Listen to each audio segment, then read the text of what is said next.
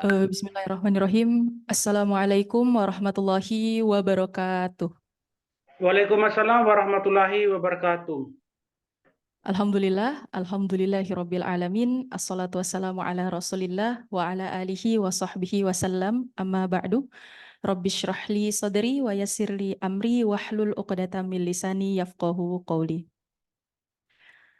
Alhamdulillahirabbil alamin. Segala puji dan syukur senantiasa kita panjatkan kehadirat Allah Subhanahu wa taala atas segala nikmat yang diberikan kepada kita semua, sehingga pada kesempatan pada hari ini kita dapat berkumpul dalam rangka menjalankan kewajiban kita sebagai seorang muslim muslimah, yakni untuk menuntut ilmu.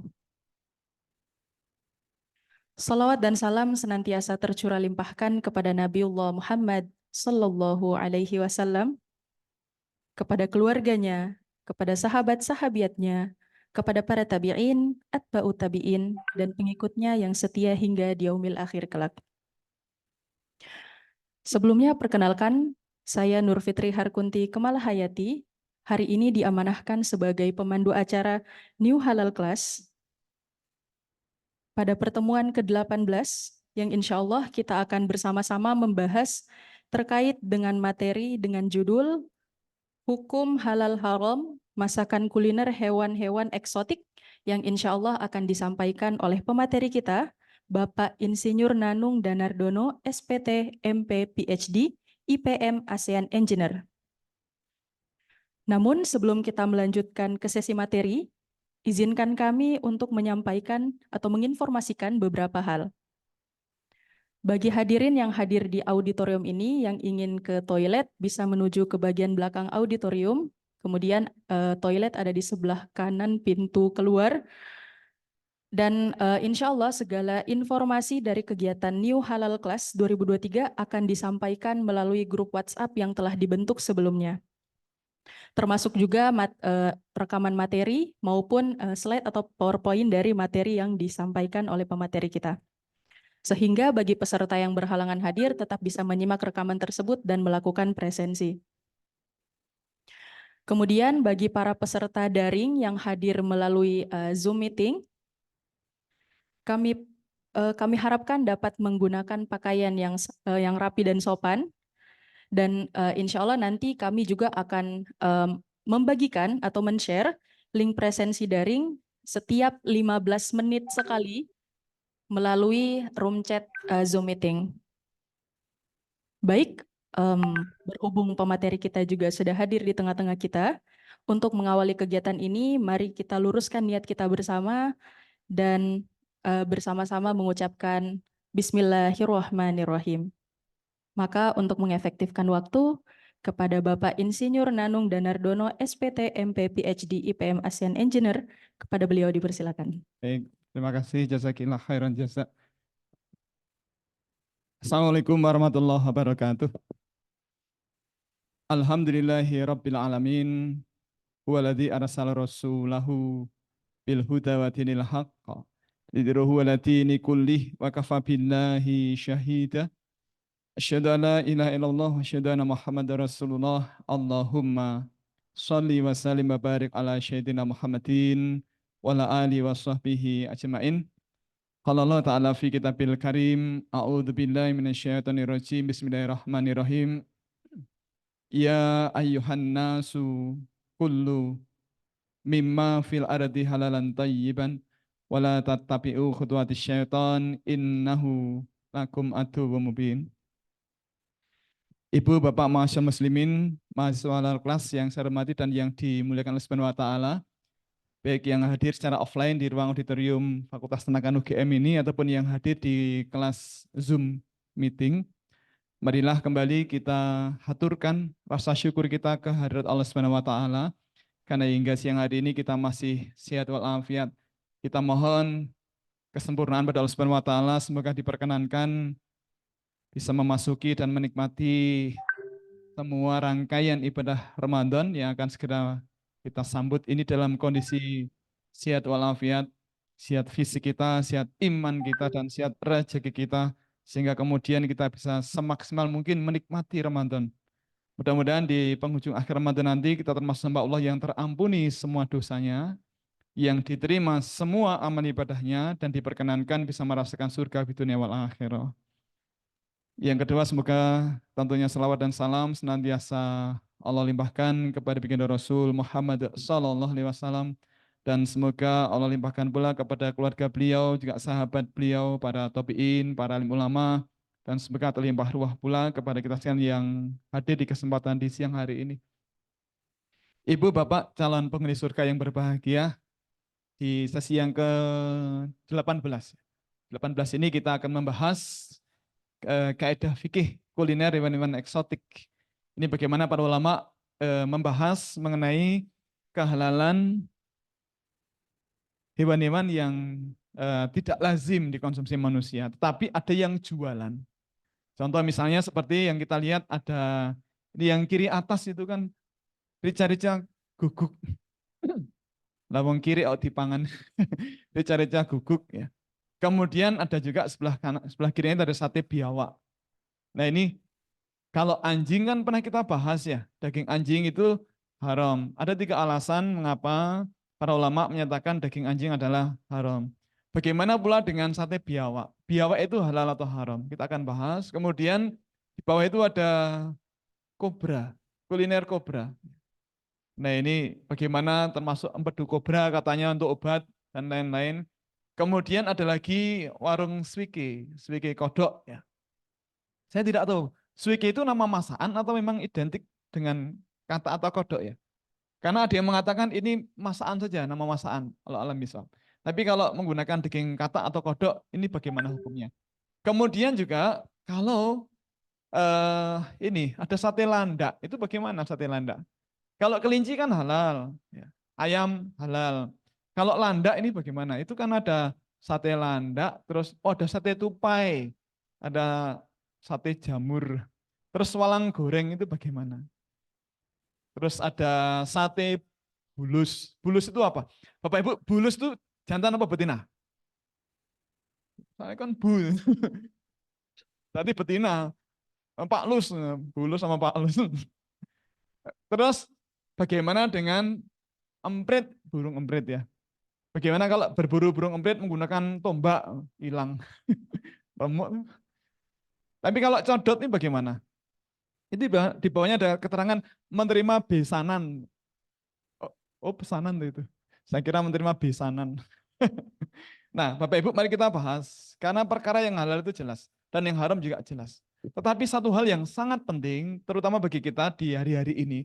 Bapak Ibu, ini bulan apa hari ini? Ruah atau Sya'ban. Setelah Sya'ban itu apa? Ramadan. Panjenengan Ramadan mulai tanggal berapa besok? Tanggal 11. Oh, di tempat kami tanggal 1. Saya tidak tahu mengapa di panjenengan kok Ramadan mulai tanggal 11 itu. Di tanggal 1 sampai tanggal 10 ngapain itu? Oh, 11 Maret. Oke lah, monggo. Nah, Bapak Ibu, ada suatu hadis yang amat sangat penting untuk kita bahas di siang hari ini. Dari Sa'ad bin Abi Waqqas. Beliau siapa tuh? Sa'ad bin Abi Waqqas itu siapa? Beliau adalah salah satu as-sabiqunal awwalun, orang yang pertama kali masuk Islam. Bahkan orang yang masuk Islam urutan yang nomor 7. Dan beliau masuk Islam bukan di usia 70 tahun, tapi di usia 17 tahun. Dan beliau dikenal sebagai salah satu sahabat yang disebut Rasul dijamin masuk surga. Padahal masih hidup. Luar biasa. Dan beliau diberikan gelar oleh Abdurrahman bin Auf, sahabat yang lain yang juga disebut Rasul dijamin masuk surga, sebagai singa yang menyembunyikan kukunya. Bapak Ibu pernah lihat singa ya? Pernah lihat kukunya? Wah, itu kalau singa dewasa, kukunya diayunkan ke perut sapi, langsung sobek ya. Nah, Abdurrahman bin Auf itu memberikan gelar bagi Sa'ad bin Abi Waqqas sebagai singa yang menyembunyikan kukunya. Kenapa? Karena beliau ini orangnya kalem, tenang, teduh, tidak emosinan, dan wajahnya itu enak dilihat. Tetapi kalau beliau sudah memimpin perang, wah, bukan galak. Bapak Ibu, kalau panjenengan search di internet menggunakan Google Image, ketik nama Sa'ad bin Abi Waqqas akan muncul sosok yang sangat gagah menunggang kuda, di punggungnya ada pedang dan di tangan beliau ada busur dan anak panah. Kenapa digambarkan dengan anak panah? Karena beliau dikenal sebagai sahabat yang pertama kali melesatkan anak panah dan yang pertama kali kena panah. Meskipun beliau wafatnya ketika sudah sepuh ya. Bidian panah Sa'ad tidak pernah meleset. Selalu tepat. Kenapa? Kenapa tidak pernah meleset? Karena Allah menghendaki tidak pernah meleset. Loh, kenapa Allah menghendaki seperti ini? Karena Rasul pernah mendoakan, ya Allah, tepatkanlah bidian Sa'ad dan kabulkanlah doanya. Nah, maka sosok Sa'ad bin Abi Waqqas adalah sosok yang istimewa. Nah, ada hadis yang sangat menarik untuk kita bahas terkait dengan materi kita. Beliau, Sa'ad bin Abi Waqqas, pernah meminta kepada Rasul untuk didoakan agar menjadi orang yang terkabul doanya dengan kalimat, ya Rasulullah, doakan aku agar aku menjadi orang yang terkabul doanya. Nah, mendengar permintaan sahabat ini, Rasul tidak mengatakan, oke mas, siap mas, jangan khawatir, tak doakan. Tidak begitu. Tetapi beliau mengatakan, wahai Sa'ad, perbaikilah makananmu. Jagalah, jangan sampai ada makanan haram yang dikonsumsi, maka niscaya engkau akan menjadi orang yang terkabul doanya. Dan demi jiwaku yang ada dalam genggaman Allah, barang siapa memasukkan makanan haram dalam perutnya, maka amal ibadahnya selama 40 hari berikutnya tidak akan diterima Allah SWT. Bapak Ibu, ini kan sudah akhir bulan Sya'ban, akhir ruwah. Nah, kalau kita sengaja makan makanan haram di hari-hari ini, maka Ramadan kita hilang. Ramadan kita hilang. Karena amal ibadah kita selama 40 hari berikutnya tidak akan diterima Allah SWT. Maka menjadi penting bagi kita membahas makanan ini halal atau haram. Jangan sampai kita berbuka puasa dengan yang haram. Karena perkara yang halal itu jelas dan yang haram juga jelas. Tapi di antara keduanya ada yang samar-samar dan tidak banyak orang tahu. Nah, maka di halal kelas ini kita belajar satu persatu materi kita kupas begitu ya. Dan hari ini kita bahas mengenai hewan-hewan eksotik ini bagaimana hukum halal dan haramnya. Bapak Ibu, mari kita jalan-jalan dulu sebentar. Kita mohon. Karena di sana ada banyak kuliner yang... Today we're visiting one of Asia's most extreme markets. About a 1-hour drive uphill from the city of Manado lies Tomohon, and what was once the largest market in the city. Welcome to Tomohon Market. I'm here with Ali. Yes. Brother, thank you Yep. for joining me today. How long has this market been here? It's been forever, like since we know Tomohon, like it's already here. Local vendors and local people shopping. Ali has joined to help me get acquainted with the locals. In English, it's snake fruit. And the snake skin comes right off. It's like this fruit has scales on it. It's nuts. The concept of normal here may be very different from your own, but I'm not traveling here to condemn the local way of life. I'm here to learn more about the Minahasan people of North Sulawesi. Can I ask you, how do you prepare your bat? Locals here are as playful and jovial as any other market I've been to in Asia. Nice to meet you. Thank you. But even for me, someone who thought he had seen it all, this place was tough to take in. This is my first time in this market. I noticed here a lot of people eating dog. Why do people like dog? But not all locals think alike. People will actually capture the dogs, right? Yeah, our dog here too. 2 dogs. Still. That's why I don't like dog anymore. So, anjingnya 2 hilang. Ambil orang. Welcome to Tomohon Market. We're entering the market now. Gee, we already found something. Yeah. I was like, what kind of fruit is this? It has a tail. Is it okay if we film your animals? Boleh. Oh, she filmin posed. ya? Oh yeah, she posed. There's a bamboo. Is it bamboo? That's a bamboo. They skewered the rat through its entire body, and it looks like they roasted it a bit. Yeah. At least they got the Bapak Ibu, hair tikus off. yang disembelih secara syar'i itu halal atau haram? Oh, it's like my grandpa's wrinkled neck. How much is a rat? Berapa harganya? 25,000. 25. Is she charging me the foreigner rat price? No, no. Everyone pays that. Yes. Okay. Where do you get these rats? They got it from the forest, from the woods. Why do you sell rats? I'm so curious. Dia nanya ini sih, kenapa jualnya tikus gitu, nggak jual kayak buah-buah. She's just looking for money for a living, she said. So this is just what was most viable for her. She's like, I know how to catch rats. I can catch Yeah. them, cook them, and sell them. She said like she's taking a bit of profit from selling their rats. So Good. Have you eaten Sure. rat before? Not yet. Oh, you haven't? I haven't. I could be teaching you about rat. Probably. Are you willing to try it? With you, yeah, probably. There's no such thing as taboo here. If you're squeamish or sensitive, I suggest you stop watching right now. We're headed to the meat market right now. What am I gonna expect to see? We'll see a lot of meat on Selain the tikus. table, I think. Oh wow, here Yeah. it is. Tomohon Market likely got its grisly reputation because for many animals, it serves as both slaughterhouse and butcher shop. You can see he's kind of butchering a little bit the bat. They keep most of the body intact, so he just does a few quick cuts and he just pulls out the bowels. Yeah, and they burn it so that their skin, their fur is taken away. I mean, the stench in here is just burnt animal hair. The smell is a little disconcerting.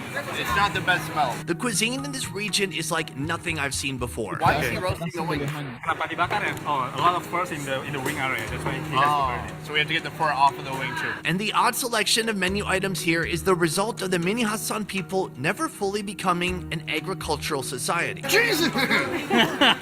Oh!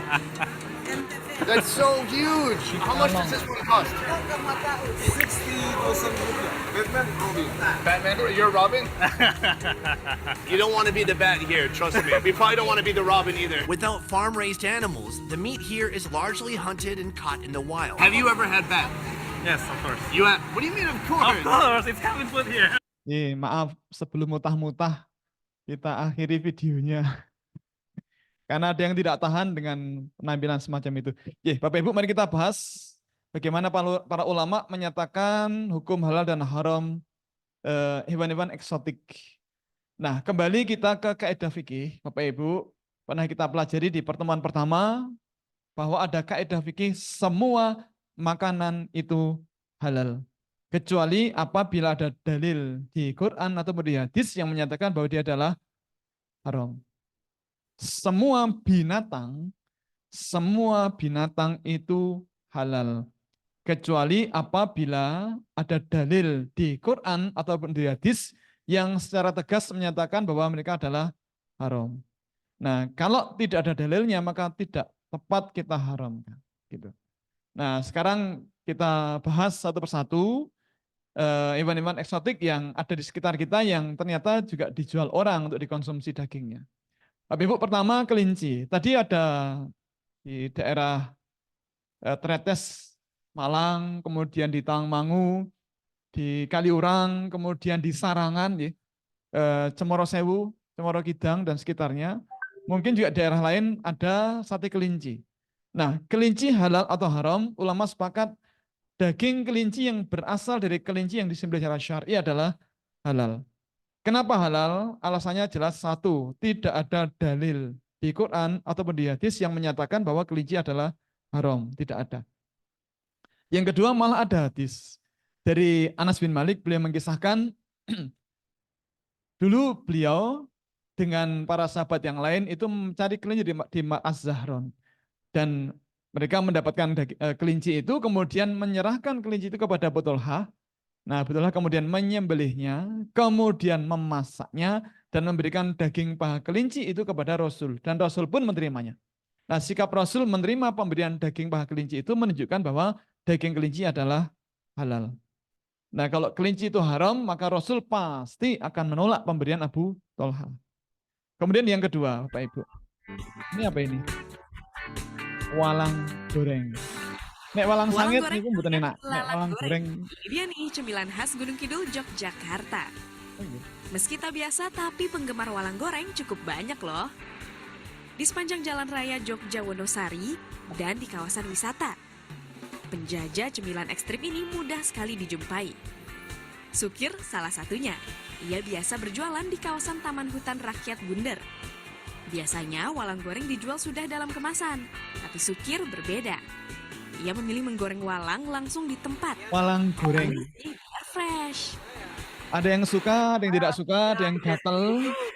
Biar pembeli pada ketarik untuk membeli belalang yang fresh, digoreng langsung. Ada perbedaan nggak Pak, jual yang fresh sama yang lama itu? Ada, otomatis ada. Nah, tadinya nggak minat beli jadi beli. Pembeli walang goreng kebanyakan wisatawan yang penasaran ingin mencicipi atau untuk dijadikan oleh-oleh. Ya, Bapak Ibu, kalau di sekitar kita ada di arah ke Gunung Kidul ya. Soalnya Di Tahura itu ada, kemudian arah ke pantai selatan juga ada. sama rasanya. Saya tidak tahu di daerah lain ada apa tidak. Tapi kalau di Gurih, Jogja di situ ya. Enggak. ada manis-manisnya. Bapak Ibu, bagaimana Orang belalang kata goreng ulama belalang halal atau haram? Nah, ulama sepakat belalang itu halal. Kenapa halal? Alasannya satu, tidak ada dalil di Al-Quran ataupun di hadis yang menyatakan bahwa innamal belalangu haramun, itu tidak ada. Nah, karena tidak ada maka tidak tepat kalau mengharamkan belalang. Yang kedua, ada hadis dari Ibnu Abu Aufa, beliau mengatakan kami berperang bersama Rasulullah sebanyak 7 kali dan kami sering makan belalang. Nah, pernyataan dari Ibnu Abu Aufa ini menunjukkan bahwa belalang itu halal karena Rasul juga memakan belalang. Ada hadis yang kedua, hadis yang sangat terkenal, hadis yang sangat populer. Rasul bersabda, dihalalkan bagi kalian 2 bangkai dan 2 darah. 2 bangkai itu adalah bangkai ikan dan bangkai belalang, 2 darah itu adalah hati dan limpa. Maka belalang itu ditemukan ketika dia masih hidup maupun ketika sudah mati, maka hukumnya adalah halal. Cuma Bapak Ibu, mohon maaf, izinkan saya menyarankan kepada panjenengan semuanya, baik yang hadir di Fakultas Tenaga UGM secara offline ataupun yang hadir di rumah masing-masing, ya, yang tadi katanya ada suguhan durian, jus durian, ada tongseng kepala kambing, itu boleh bawa suguhan di rumah masing-masing. Nah, Bapak Ibu, izinkan saya menyarankan ke panjenengan semuanya, meskipun belalang itu halal, tapi kalau panjenengan akan makan belalang, tolong dimasak dulu. Karena kalau mentah itu tidak enak. Oke, gitu. Baik. Nah, kemudian yang ketiga, bagaimana dengan kuda? Bapak Ibu, daging kuda itu halal atau haram? Nah, ini ulama jelas sepakat menyatakan daging kuda itu halal. Kenapa halal? Karena tidak ada dalil. Ulangi, tidak ada dalil di Al-Quran ataupun di hadis yang menyatakan bahwa kuda itu haram, itu tidak ada. Malah ada hadis dari Asma radhiyallahu anha. Dia mengatakan bahwa kami menyembelih kuda pada zaman Rasul SAW dan memakan dagingnya, dan pada saat itu kami telah berada di Madinah. Nah, informasi dari Asma ini menunjukkan bahwa daging kuda adalah halal. Tentu dari kuda hidup yang disembelih secara syar'i. Nah, kalau dari daging bangkai kuda ya jelas haram. Ya. Kemudian dari Jabir bin Abdillah, ada yang menarik Bapak Ibu. Ada binatang yang mirip dengan kuda, tetapi bukan kuda. Ukurannya lebih kecil, yang namanya keledai atau himar ahliyah. Nah, bagaimana hukum memakan daging keledai atau himar ahliyah? Ada hadis dari Jabir bin Abdillah, beliau mengatakan, ketika perang Khaybar, Rasulullah SAW melarang memakan daging keledai jinak dan membolehkan memakan daging kuda. Nah, hadis ini sangat jelas. Bapak Ibu, saya sering menuliskan nomor hadisnya. Saya sering menuliskan nomor hadisnya agar bisa didouble cek kesahihannya. Dan sedapat mungkin kami menggunakan hadis-hadis yang sahih. Nah, dari hadis yang kedua ini jelas sekali bahwa daging kuda yang berasal dari kuda hidup yang disembelih secara syar'i adalah halal. Tetapi daging keledai hukumnya haram. Bapak Ibu, ada yang tahu kenapa daging keledai haram? Kenapa Rasul melarang memakan daging keledai? Kenapa kira-kira? Belum tahu? Yang tidak tahu angkat tangan. Ini semua yang di auditorium angkat tangan. Bapak Ibu yang di rumah juga angkat tangan, mohon. Bapak Ibu, kenapa keledai, kenapa daging keledai itu haram? Karena keledai tidak boleh dibunuh. Loh, kalau tidak boleh dibunuh, bagaimana cara makan keledai? Bagaimana cara makannya? Dibunuh tidak boleh. Ditunggu sampai mati, berarti dia bangkai. Atau ditelan hidup-hidup, rakolu gede banget. Gak mungkin lah. Atau dipotong bagian-bagian tubuhnya ketika dia masih hidup. Misalnya telinganya dulu, kiwir-kiwir, kenyil-kenyil itu ya. Bapak Ibu masih ingat ada hadis dari Abi Waqid Al-Laitsi. Beliau mengatakan bahwa setiap bagian dari al-bahimah, hewan ternak yang terpotong ketika hewannya masih hidup, maka ia adalah bangkai. Nah, maka tidak ada pilihan. Membunuhnya tidak boleh, menunggu sampai mati berarti dia bangkai. Bangkai itu disebutkan haram sampai 4 kali di Al-Quran. Ditelan hidup-hidup, ya gak mungkin. Gede itu. Yang keempat, dipotong bagian-bagian tubuhnya ketika masih hidup, itu juga disebutkan bangkai. Gak ada pilihan. Maka daging keledai itu haram karena tidak boleh dibunuh. Nah, jadi pertanyaan, kenapa tidak boleh dibunuh, Pak? Nah, Bapak Ibu, barangkali hikmahnya adalah kenapa keledai tidak boleh dibunuh? Karena keledai di masa Rasul adalah alat transportasi massal yang paling murah di zamannya. Nah, waktu itu kan tidak ada Grand Max, tidak ada tronton, tidak ada kontainer, tidak ada apa melengke. Jadi kalau akan perjalanan jauh ya bawa keledai. Jadi orangnya pakai kuda, kemudian luggage, barang bawaannya menggunakan keledai. Nah, kalau keledai ini dibunuh dan tidak ada lagi keledai, bagaimana kalau mau bepergian jauh? Mau digendong sendiri? Wah, nggak mungkin. Ya. Kemudian berikutnya, bagaimana dengan kepiting? Kepiting itu tidak enak. Kepiting, kepiting. Nah, kepiting itu halal atau haram? Bapak Ibu, ulama menyatakan daging kepiting itu halal. Kenapa halal? Karena tidak ada dalil di Al-Quran ataupun di hadis yang menyatakan bahwa kepiting adalah haram. Tidak ada dalilnya. Nah, ada orang mengatakan, loh kan hidup di dua alam. Nah, Bapak Ibu, sepindah malih sekali lagi, ternyata di Al-Quran dan di buku hadis manapun tidak pernah ditemukan. Tidak pernah ditemukan hadis di mana Rasul melarang memakan daging binatang yang hidup di dua alam itu ternyata tidak ada. Nah, karena tidak ada, maka tidak tepat. Tidak tepat kalau mengharamkan sesuatu dikaitkan dengan sifat hidupnya yang di dua alam. Nah, kemudian Bapak Ibu, bagaimana dengan kura-kura dan penyu? Apa beda kura-kura dan penyu? Apa beda kura-kura dan penyu? Jangan mengatakan ada peribahasa kura-kura tidak tahu. Peribahasa penyu-penyu. Apa beda kura-kura dan penyu? Bapak Ibu, ini kura-kura. Kalau ini penyu. Nah, penyu ada yang besar. Penyu kecil ada juga. Yang lucu-lucu itu ada. Ya, anak penyu itu kecil, Bu. Anak kura-kura juga kecil. Anak kura-kura namanya apa? Ya, anak kura-kura. Oh iya, tuki ya. Itu penyu. Anak penyu. Ya. Kalau akik beda lagi. Itu kecil juga itu. Kalau besar. Bapak Ibu, apa beda kura-kura dan penyu? Nah, pertama kura-kura itu hidup di air tawar. Kalau penyu di air laut. Yang kedua, perhatikan kukunya. Kuku kakinya. Kura-kura itu punya kuku. Jadi kakinya ada kukunya. Kalau penyu tidak ada kukunya. Beda ternyata. Nah, baik kura-kura maupun penyu hukumnya halal. Kenapa halal? Karena tidak ada dalil yang mengharamkannya. Apalagi kalau kemudian penyu ini kan hewan laut ya. Di Al-Maidah 96, Al-Maidah 96 disebutkan semua hewan buruan dari laut hukumnya adalah halal. Nah, penyu adalah hewan laut. Maka baik ditemukan ketika masih hidup atau sudah mati hukumnya halal. Kemudian berikutnya, Siapa yang tidak kenal dengan makanan khas yang berasal dari Purwodadi, suike? Jenis makanan ini tergolong makanan yang ekstrim karena merupakan daging Kenyal-kenyal. kodok hijau. Masih jarang kita temui di Solo, warung makan yang menunya terbuat dari daging kodok. Adalah warung makan Mbak Ti yang berada di Jalan Slamet Riyadi, barat perlintasan kereta api Purwosari yang menyajikan suike. Warung makan ini menyediakan banyak menu yang terbuat dari daging kodok hijau seperti suike kuah, goreng, rica-rica, dan pepes.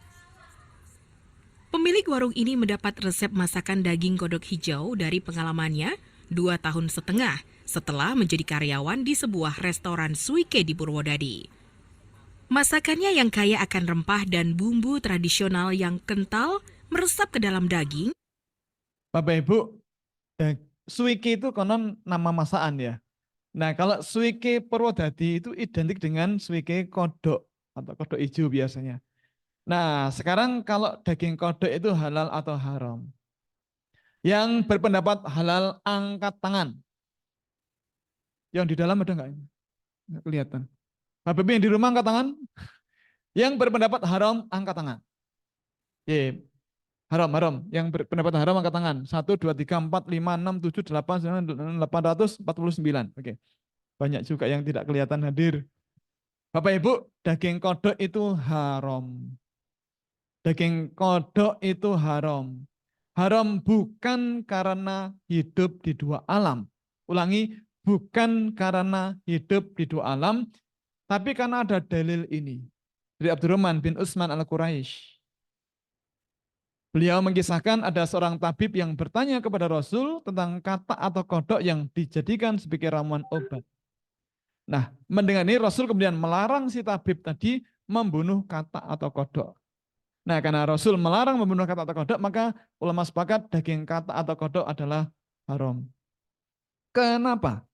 Jawabannya sama dengan keledai. Karena tidak boleh dibunuh. Nah, kalau tidak boleh membunuh katak atau kodok, bagaimana cara makannya?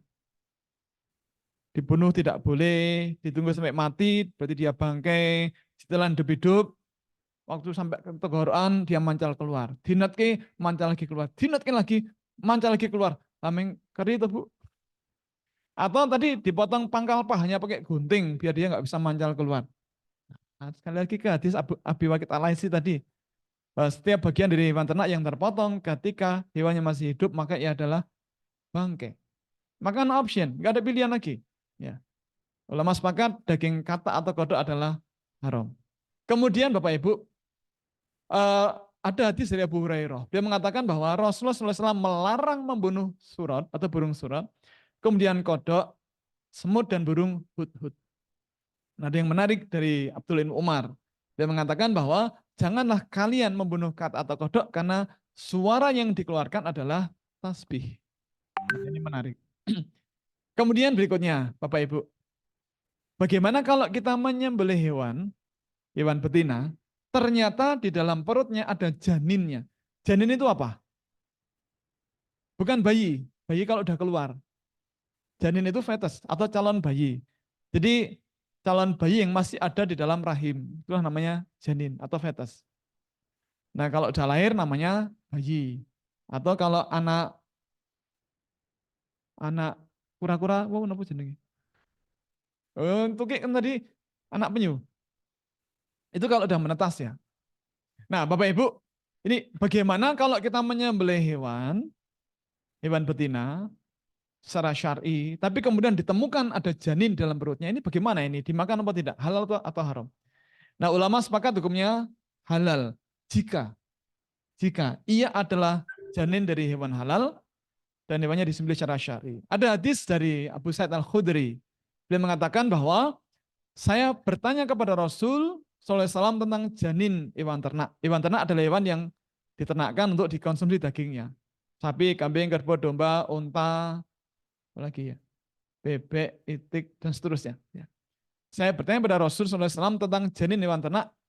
Beliau menjawab, makanlah jika engkau mau. Artinya, apakah boleh dimakan? Rasul mengatakan, makanlah jika kalian mau. Ini hadisnya pendek ya, tapi ada hadis yang lebih lengkap, yang teksnya lebih lengkap. Ini hadis penting, hadis sahih. Musaddad meriwayatkan bahwa Abu Sa'id Al-Khudri pernah bertanya kepada Rasulullah dengan kalimat, ya Rasulullah, kami menyembelih unta, sapi, dan kambing, lalu kami menemukan ada janin dalam perutnya atau dalam rahimnya. Bagaimana ini? Apakah janin itu kami buang atau kami makan? Bapak Ibu, ini kalimat tanya kunci. Kalimat pertanyaan kunci. Apakah janin ini kami buang atau kami makan? Maksudnya apakah ini haram atau halal? Kalau halal ya berarti bisa kita makan. Apalagi kalau masih muda kan kenyil-kenyil. Toh. Enak toh itu empuk banget. Toh. Jangankan balibul, ini belum lagi belum lahir itu kan belum balibul. Ya, lebih empuk dagingnya. Nah, bagaimana ini kami buang atau kami makan? Nah, Rasul kemudian mengatakan, jika kalian mau, makanlah. Jika kalian mau, makanlah. Karena sembelihan induknya adalah sembelihan bagi janin tersebut. Artinya, ketika hewan halal betina masih hidup, sehat, terus disembelih secara syar'i, maka ketika kita temukan ada janin dalam perutnya, maka janin itu hukumnya adalah halal. Tidak perlu kita sembelih ulang. Kenapa? Kalau kita sembelih ulang pun tidak akan keluar darahnya. Karena jantungnya kan belum aktif. Kan jantung itu yang memompa darah. Dia baru mulai aktif ketika sudah dilahirkan. Kemudian Bapak Ibu,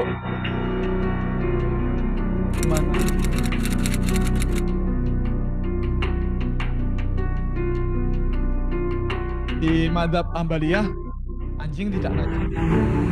Maaf, Malikiyah. Kalau madzhab Malikiyah. Kalau kita mau lihat di Indonesia, Ambaliyah, lihat Syafi'iyah. yang terdekat dari Syafi'iyah. sini aja lah. Misalnya di Solo ada 100 warung. Satu warung itu butuh 4 anjing.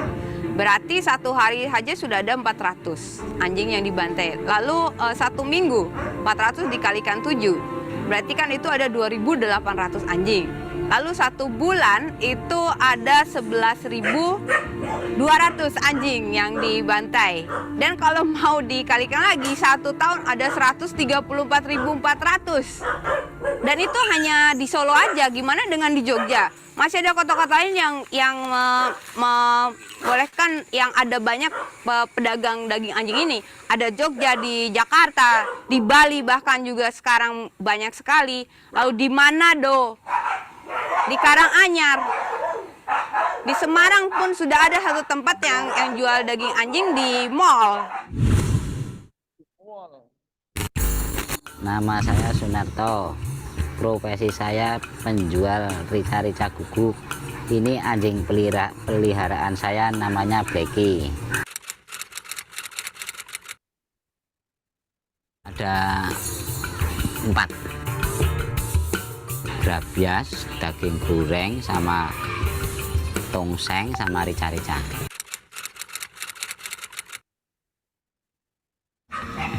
Disuplai dari Gemolong.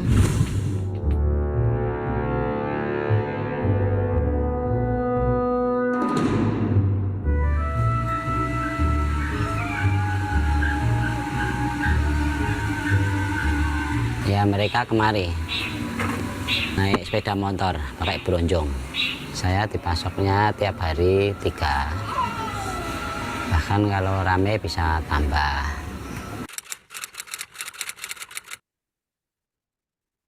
Biasanya ya cari muter-muter terus kampung. Biasanya nek nyari itu banyakkan di Wonogiri. Itu nangkepnya ya biasanya tunggu masuk rumah dulu, baru dikancing lawangnya, baru bisa ditangkap. Semua kalangan nih saya kira yang pernah di tempat saya, dari anak kecil, entah laki entah perempuan, terus dewasa, remaja, muda-mudi, yang tua-tua aja suka. Oke, Bapak Ibu, daging anjing itu halal atau haram? Karena dulu itu pernah. Jadi dulu itu pernah ada seorang bapak yang jadi aktivis pengajian. Aktivis pengajian itu kan artinya sering datang di kelompok-kelompok pengajian. Cuma yang menarik, beliau datang itu bukan untuk nyari ilmu, tapi nyari musuh. Kenapa saya katakan nyari musuh? Karena di mana-mana nantangi orang. Kalau bisa membuktikan bahwa daging anjing itu haram, maka aku beri uang 17 juta. Tapi kalau kita jawab itu dia ngeles itu apa ya? Karena Pangeran Endokusumo kayaknya itu. Jadi menghindar terus gitu loh, Bu. Nah, jadi itu kira-kira tahun 2008-2009 ya. Nah, kemudian 2010 sampai 2013 saya sekolah. Nah, kemudian pulang sekolah 2013 diminta ngisi kajian di daerah Pandian. Itu kan ada masjid 2 lantai. Apa namanya? Berajalan itu. Nah, kemudian dari semua audien yang datang, saya mengenali ada satu bapak yang wajahnya saya familiar. Setelah 3-4 tahun nggak ketemu, saya lihat bapak ini kok familiar, kayaknya rajin ngaji. Nah, kemudian ketika forum diskusi, ada pertanyaan, bapak itu pertama kali yang ngacung. Terus bertanya begini, apakah manusia boleh sombong? Maksudnya, apakah manusia boleh menyatakan haramnya binatang yang hukumnya halal? Maksudnya, apakah daging anjing itu halal? Apakah daging anjing itu adalah haram? Saya baru klik, oh ini bapak yang dulu sering muter-muter kemana-mana nantangi orang. Jadi udah 5 tahun ini bapak itu selalu mikir anjing halal, anjing haram, anjing halal. Terus yang dipikiran itu. Nah kalau menurut saya, hidup beliau akan lebih indah kalau memikirkan yang lain selain anjing halal atau haram. Nah kenapa demikian? Bapak Ibu, mohon maaf, ulama sudah selesai sebenarnya membahas ini. Bahwa daging anjing itu hukumnya adalah haram. Kenapa haram? Di pertemuan pertama kita, kaidah fikih halal dan haram sudah kita bahas. Ada 3 alasan minimal kenapa daging anjing haram. Masih ingat Bapak Ibu alasannya apa? 1, anjing adalah binatang karnivora. Ada 4 atau 5 hadis di mana Rasul mengharamkan kita memakan daging binatang buas yang bertaring dan berkuku tajam. Nah, anjing adalah binatang buas yang bertaring dan berkuku tajam. Jelas sekali. Jelas sekali. Contohnya ada hadis ini. Dari Abu Hurairah, dia mengatakan Nabi SAW bersabda, setiap binatang buas yang bertaring adalah haram dimakan. Sangat jelas. Hadis yang kedua, Rasulullah melarang dari setiap hewan buas yang bertaring dan berkuku tajam. Jelas sekali. Rasul melarang dari setiap hewan buas yang bertaring dan burung yang berkuku tajam. Ada lagi, sebenarnya Rasulullah SAW melarang memakan daging binatang buas yang bertaring. Nah Bapak Ibu, tidak ada keraguan anjing adalah binatang karnivora. Dia tidak mau makan lotek. Jus buah, salad buah tidak mau. Gudeg tidak mau. Tapi kalau ada dagingnya atau ada telurnya dia mau. Karena dia makan adalah daging. 1, alasannya anjing adalah karnivora.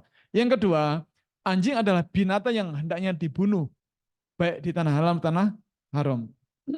Nah ulama sepakat jika Rasul menyuruh membunuh seekor binatang maka dagingnya haram. Kenapa haram? Karena kalau dagingnya halal maka Rasul tidak akan menyuruh membunuhnya tapi menyembelihnya. Ya. Membunuh dan menyembelih itu 2 hal yang berbeda. Yang kedua. Yang ketiga ada keterangan yang sangat jelas anjing termasuk al-jalalah. Binatang al-jalalah, binatang pemakan kotoran itu haram dimakan dagingnya, haram dinaiki, ditunggangi, dan haram diperah susunya. Nah, anjing adalah binatang al-jalalah, binatang pemakan kotoran. Maka dengan 3 alasan ini sangat jelas, ulama sepakat daging anjing adalah haram. Nah, tetapi kalau kembali ke Bapak tadi, dia mengatakan, loh, itu kan di hadis, kan di Quran tidak ada. Yang disebutkan di Al-Quran ada kalimat hanyalah. Wah, ini WTS. WTS itu apa? Waton suloyo. Ini wong ignoran ya, orang yang asal ngeyel saja. Ya. Kalau dia tidak menggunakan hadis sebagai rujukan, lalu bagaimana cara dia sholat?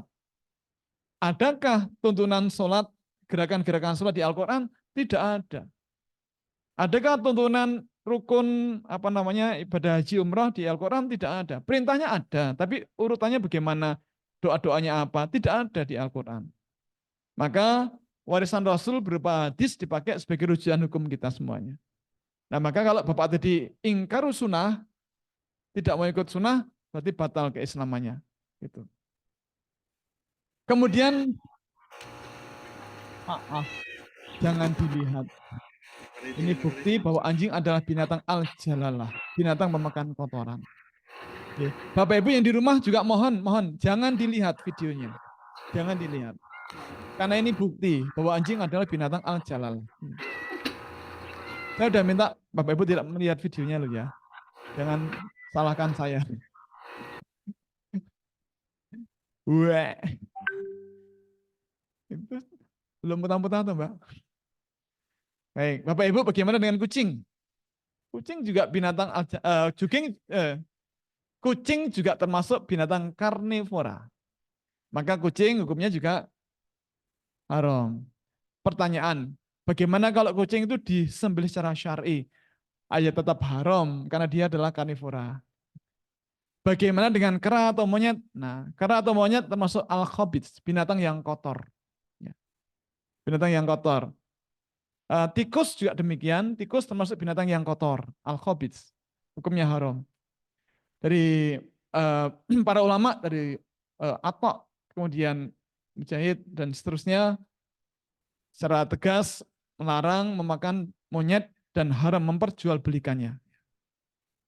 Kemudian juga Imam Ibnu Abdul Bar mengatakan bahwa aku tidak mengetahui ada perbedaan pendapat di kalangan para ulama tentang haramnya memakan daging monyet dan memperjualbelikannya. Maka ulama sepakat ini Bapak Ibu, daging monyet, daging kera itu haram. Bahkan memperjualbelikannya juga diharamkan. Yang nggak berbisa. Kalau yang berbisa Karena itu sih gimana dengan murah sih. ular? Iya. Enggak, itu enggak ketangkap. Pasaran pon. Pasaran pon.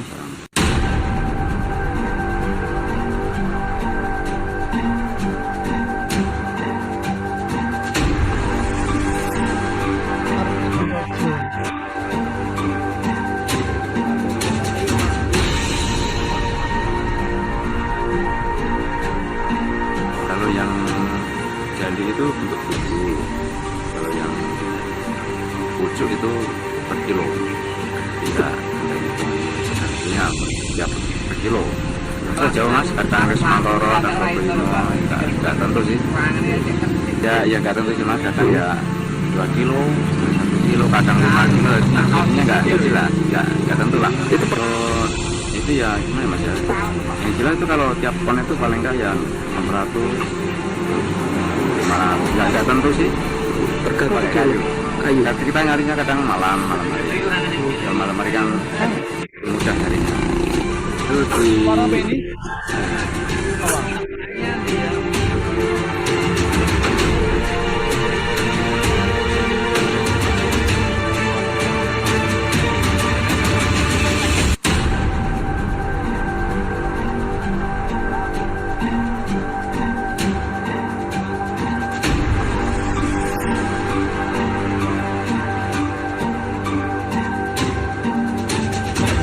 yang ularnya itu kayak ada biasa dan tidak takut ya. Kalau kita kan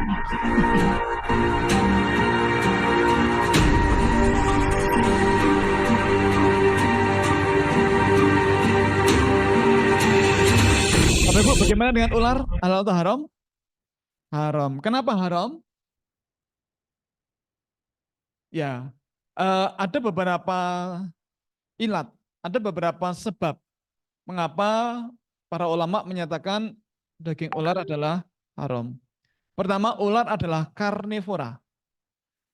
Mereka adalah predator. Ya. Karnivora adalah binatang pemakan binatang. Nah, zaman dulu saya pernah SD, Bapak Ibu pernah SD juga ya. Waktu saya SD itu pernah main bola dengan kakak kelas itu. Ini pernah saya ceritakan di sini ya. Nah ya. Jadi ini bagi Bapak Ibu yang di rumah yang belum menyimak pertemuan pertama. Dulu waktu saya SD pernah main bola dengan kakak kelas. Ya. Nah ketika bola menggelinding ke semak-semak, pas saya mau ngambil bola, di dekat bola itu ada tanaman semak dengan bunga warnanya merah. Nah pas saya mau ambil bola, ada kakak kelas teriak, "Oi, Nung, hati-hati, itu makanan ular." Jadi yang bunga merah itu makanan ular. Pernah dengar? Pernah ya? Oke. Ibu pernah dengar gitu? Belum pernah ya? Ya karena kami orang kampung ya jadi. Nah kemudian tahun berikutnya setelah naik kelas, saya main bola dengan adik kelas. Lagi ketika bola mengelilingi semak-semak, giliran adik kelas mau mengambil bola, di dekat bola itu ada semak-semak dengan bunga warnanya merah. Giliran saya teriak, "Oi, hati-hati, itu panganan ular, itu makanan ular." Nah kita baru tahu sekarang bahwa itu adalah hoax. Itu berita bohong. Ular itu bukan binatang pemakan bunga, tapi binatang pemakan, ya kalau enggak kucing, anak anjing, ayam, ya manusia juga ada yang dimakan juga ya. Nah Bapak Ibu, ular diharamkan kenapa? Satu, alasannya adalah binatang karnivora. Satu. Yang kedua, Rasul menyuruh untuk membunuh ular. Bulan lalu di rumah kami itu ada ular, bukan di rumah. Jadi saya di WA istri di rumah itu pada ribut karena ada ular masuk di talang air. Jadi terus saya pulang gitu, tetangga sebelah rumah itu kan bingung, kok kenapa ayam kok pada berkokok? Ada apa? Kemudian dia keluar ternyata ada ular, katanya agak panjang begitu ya. Kemudian masuk ke ini lubang talang air di rumah kami gitu. Nah, kemudian saya jongkok lihat kelihatan kepalanya tungul-tungul bahasa Indonesia apa, Bu? Tungul, Mas, apa Mas? Enggak, tungul-tungul bahasa Indonesia apa, Mas? Apa, Mas? Saya main masa UGM loh, Mas. Masa enggak tahu? Dengul-dengul itu apa? Oh, dosennya ora ngerti. Apa, Pak? Jadi kepalanya itu ya. Bukan nongol, tungul-tungul. Jadi kepalanya agak diangkat, maju-maju gitu ya. Nah, kemudian saya nulis di WA grup RT kami, tolong ada ular di dekat rumah kami. Kemudian datang ada tetangga yang biasa apa ya, menghandle ular begitu. Nah, kemudian dibantu beliau akhirnya bisa nangkap ular itu, ya panjangnya kira-kira 1,5 meter, Bu. Lumayan itu. Nah, alhamdulillah bisa dikeluarkan. Nah, Rasul menyuruh membunuh ular. Nah, karena Rasul menyuruh membunuh ular, maka daging ular adalah haram. Jadi minimal ada 2 alasan itu. Kemudian Bapak Ibu, bagaimana dengan garangan? Garangan itu bukan musang, beda. Garangan itu kalau orang Bantul mengatakan belacan. Itu kucing liar. Biasa makan ayam. Ayam di kandang, ya dimakan hanya kepalanya. Kenapa? Karena yang mentungul, aduh, pemeneh. Jadi yang keluar dari jendela kandang itu hanya kepalanya. Nah, terus kepalanya disaut sama garangan ini, badannya kan nggak bisa keluar karena ketahan jeruji kandang itu. Maka biasanya kalau tidak kakinya yang hilang, kepalanya yang hilang. Ya. Nah, jadi garangan ini adalah hewan karnivora. Ya. Garangan sekali lagi bukan musang, bukan luwak, tapi ini karnivora. Ini kucing liar. Ya. Nah, karena dia karnivora, maka ulama sepakat dagingnya haram. Ya. Beda dengan musang. Musang itu cifet ya kalau nggak salah ya. Luwak atau musang ini hukumnya halal. Kenapa halal? Padahal punya taring dan punya kuku yang tajam. Nah, Bapak Ibu, musang atau luwak ini halal meskipun punya taring dan punya kuku tajam karena musang bukan karnivora. Musang adalah omnivora.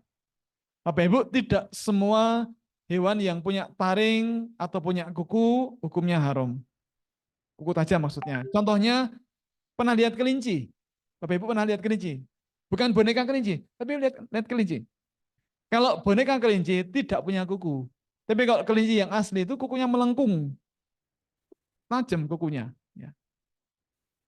Mas, Mbak asisten IMT pernah menyembelih kelinci waktu praktikum S2.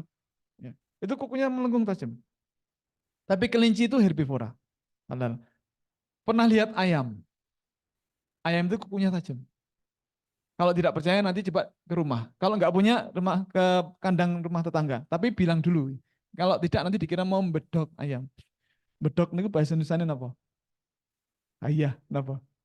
Bedok niku napa bahasa Indonesianya? Apa Mas? Bukan nabui beduk itu bukan. Apa Bu Yubi? Bedok. Apa ya? Jadi musang atau luwak itu hukumnya halal. Karena musang atau luwak itu bukan karnivora tapi omnivora. Musang ini diberi daging dia mau, diberi buah dia mau. Contohnya buah kopi. Ya. Nah, ada hadisnya? Ada. Dari Jabir bin Abdillah. Maaf, dari Ibnu Abi Amr. Beliau pernah bertanya kepada Jabir bin Abdillah tentang musang atau luwak. Jadi Ibnu Abi Amr ketika bertemu dengan Jabir bin Abdillah, beliau bertanya, apakah musang termasuk hewan buruan? Bapak Ibu, hewan buruan adalah hewan yang diburu untuk dimakan. Hewan buruan adalah hewan yang diburu untuk dimakan. Nah, Ibnu Abi Amr bertanya kepada Jabir bin Abdillah, apakah musang termasuk hewan buruan?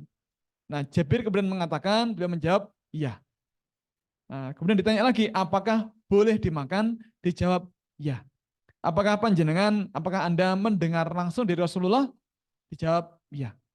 Maka Bapak Ibu, hewan-hewan yang bertaring atau berkuku tajam tetapi bukan karnivora, hukumnya adalah halal. Contoh lain selain musang, luwak, ayam, kelinci juga tupai. Tupai itu punya kuku yang tajam, juga punya taring yang tajam. Karena dia suka mengupas kelapa durian. Kok keren kan nonton kelapa durian gitu. Mangga. Pelem. Sampun matang. Napa boleh Ibu? Yang biasa dimakan itu apa ya? Durian, kelapa, matoa, apalagi, dan lain-lain ya. Ini video tentang musang atau luwak.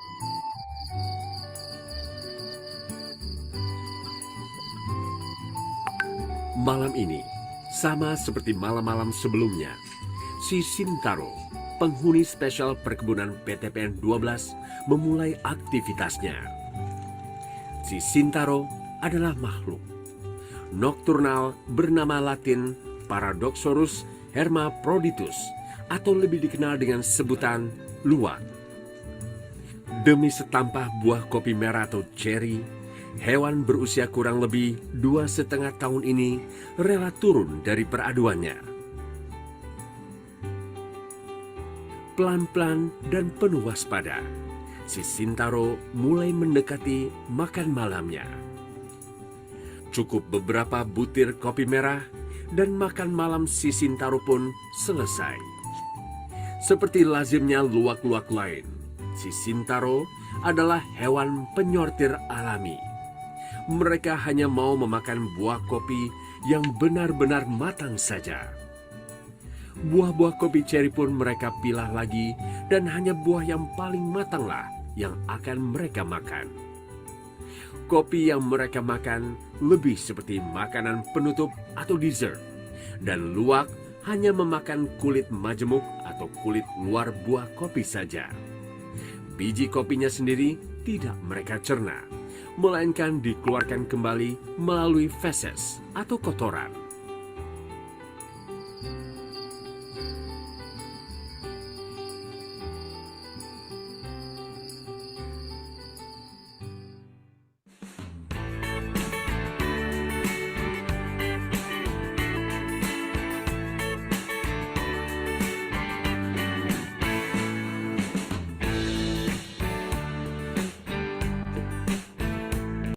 Hingga 4 tahun.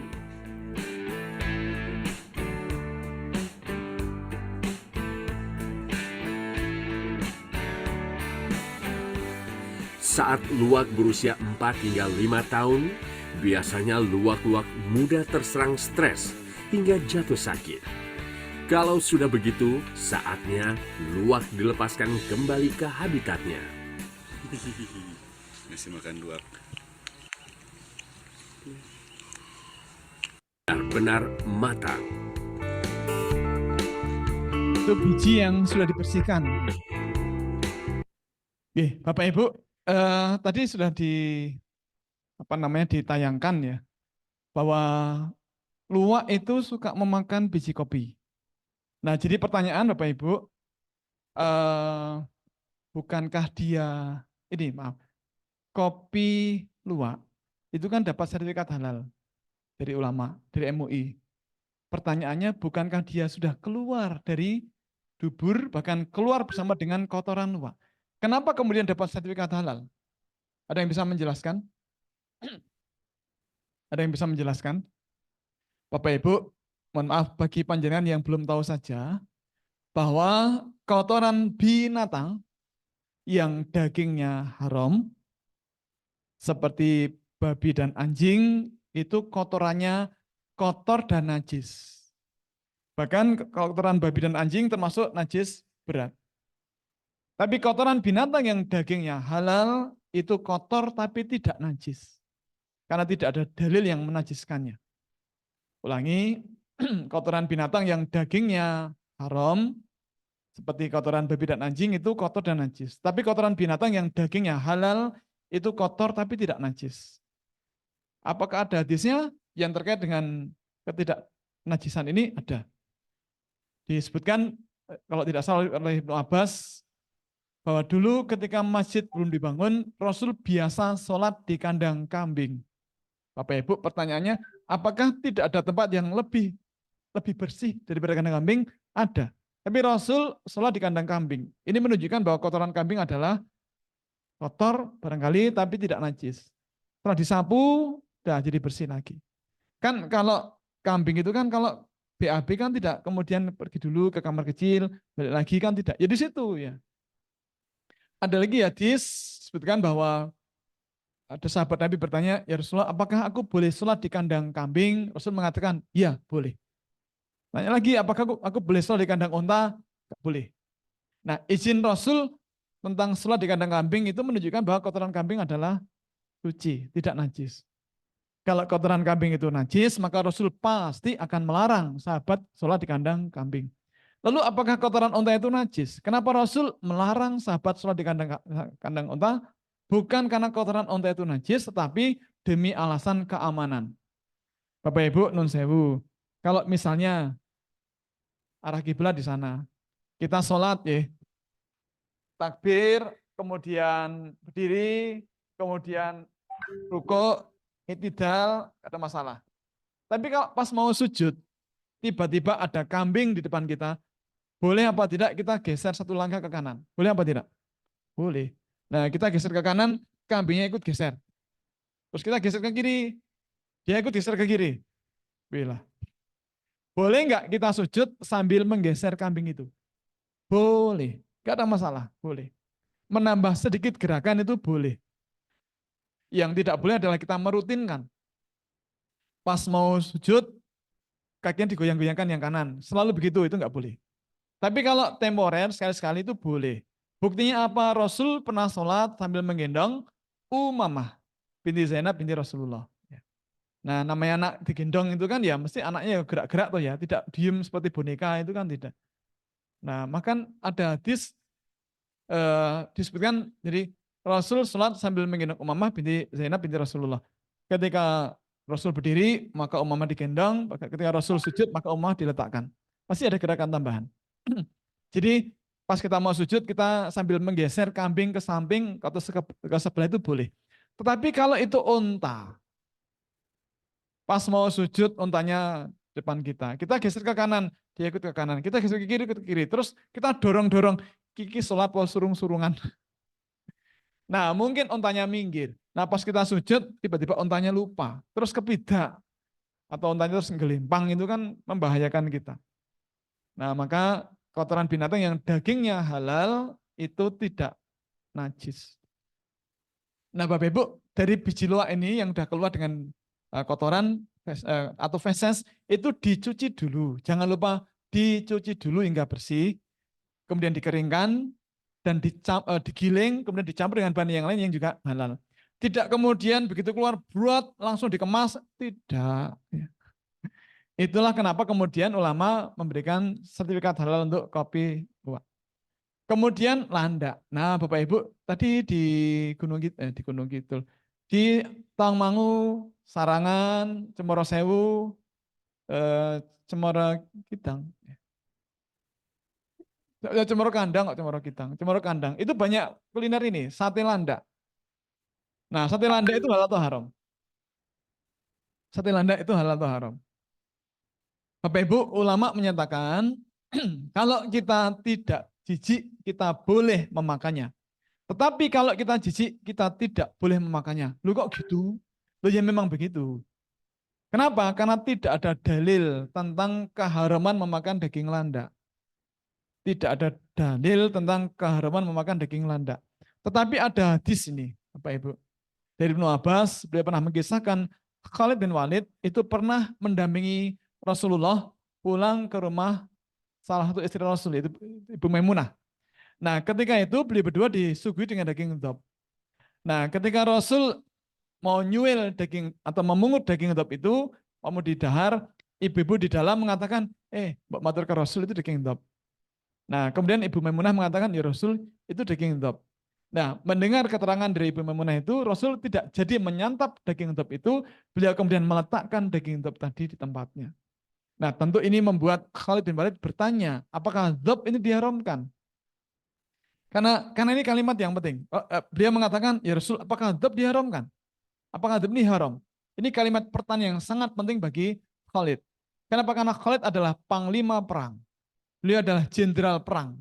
Dan kalau beliau memimpin perang atau ikut perang tidak pernah kalah.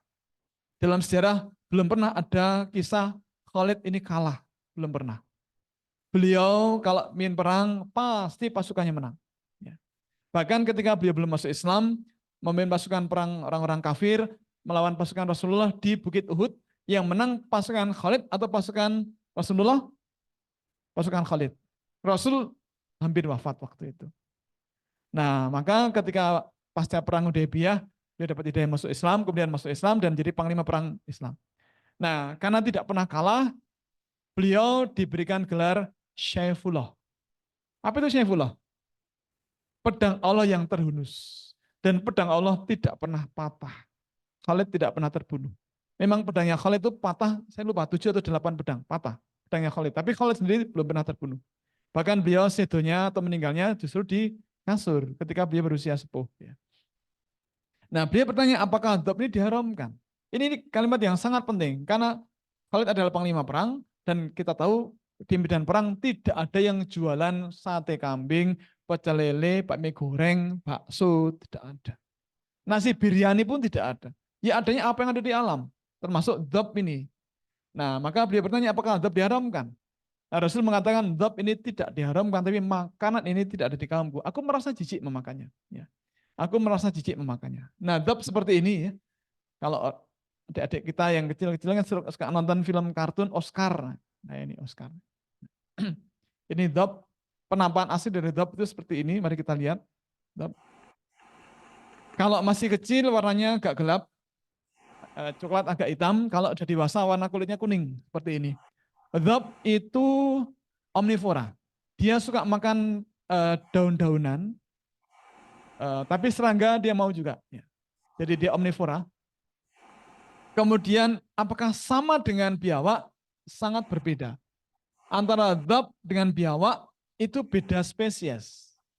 Habitatnya, tempat hidupnya juga berbeda. Makanannya juga berbeda. Warna kulitnya juga berbeda. Ekornya juga berbeda. Nah, dia suka makan bunga. Kalau biawak, mau. Karena biawak adalah karnivora. Bedanya apa? Mari kita lihat. Bapak Ibu, yang atas itu dhab.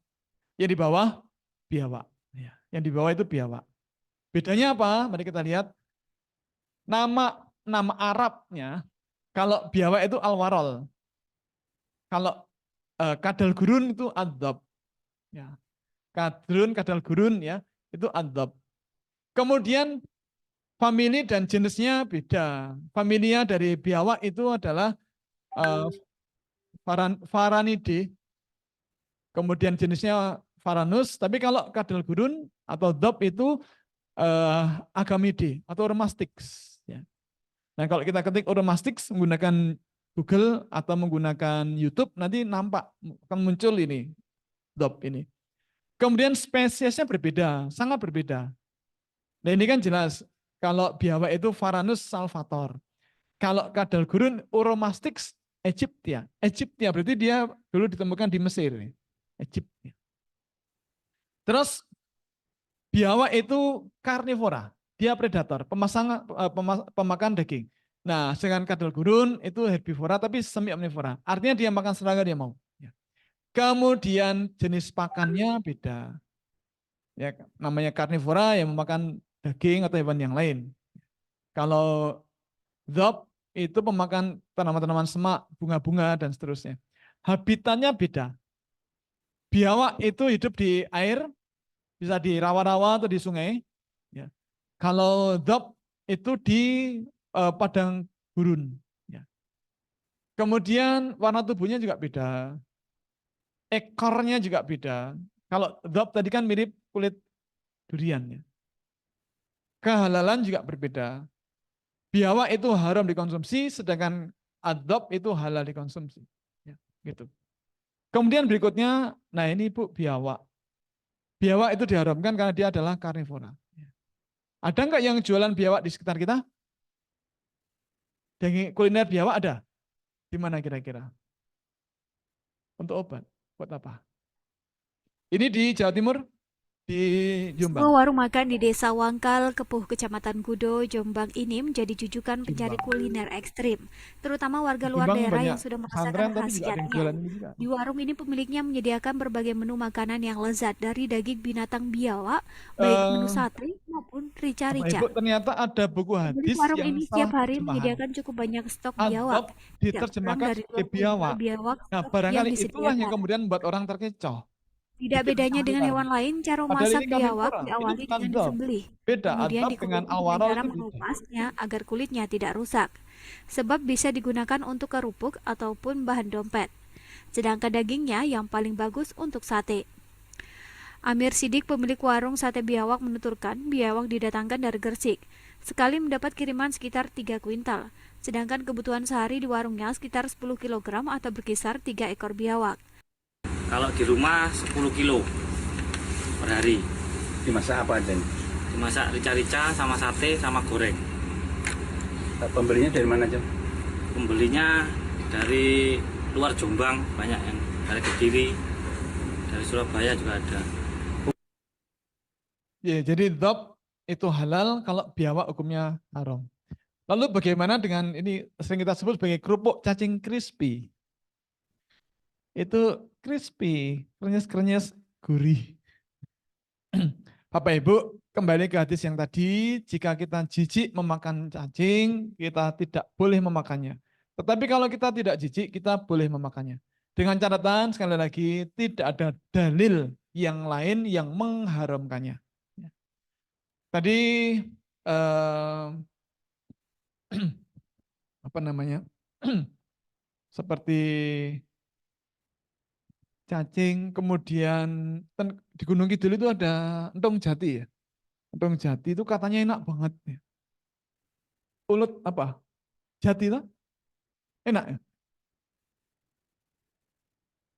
Kalau ada lagi saya mau. Nanti dikirim ke saya ya. Nanti dapat nilai A. Kuliah dapat nilai A karena orang tuanya mengirimkan masakan istimewa.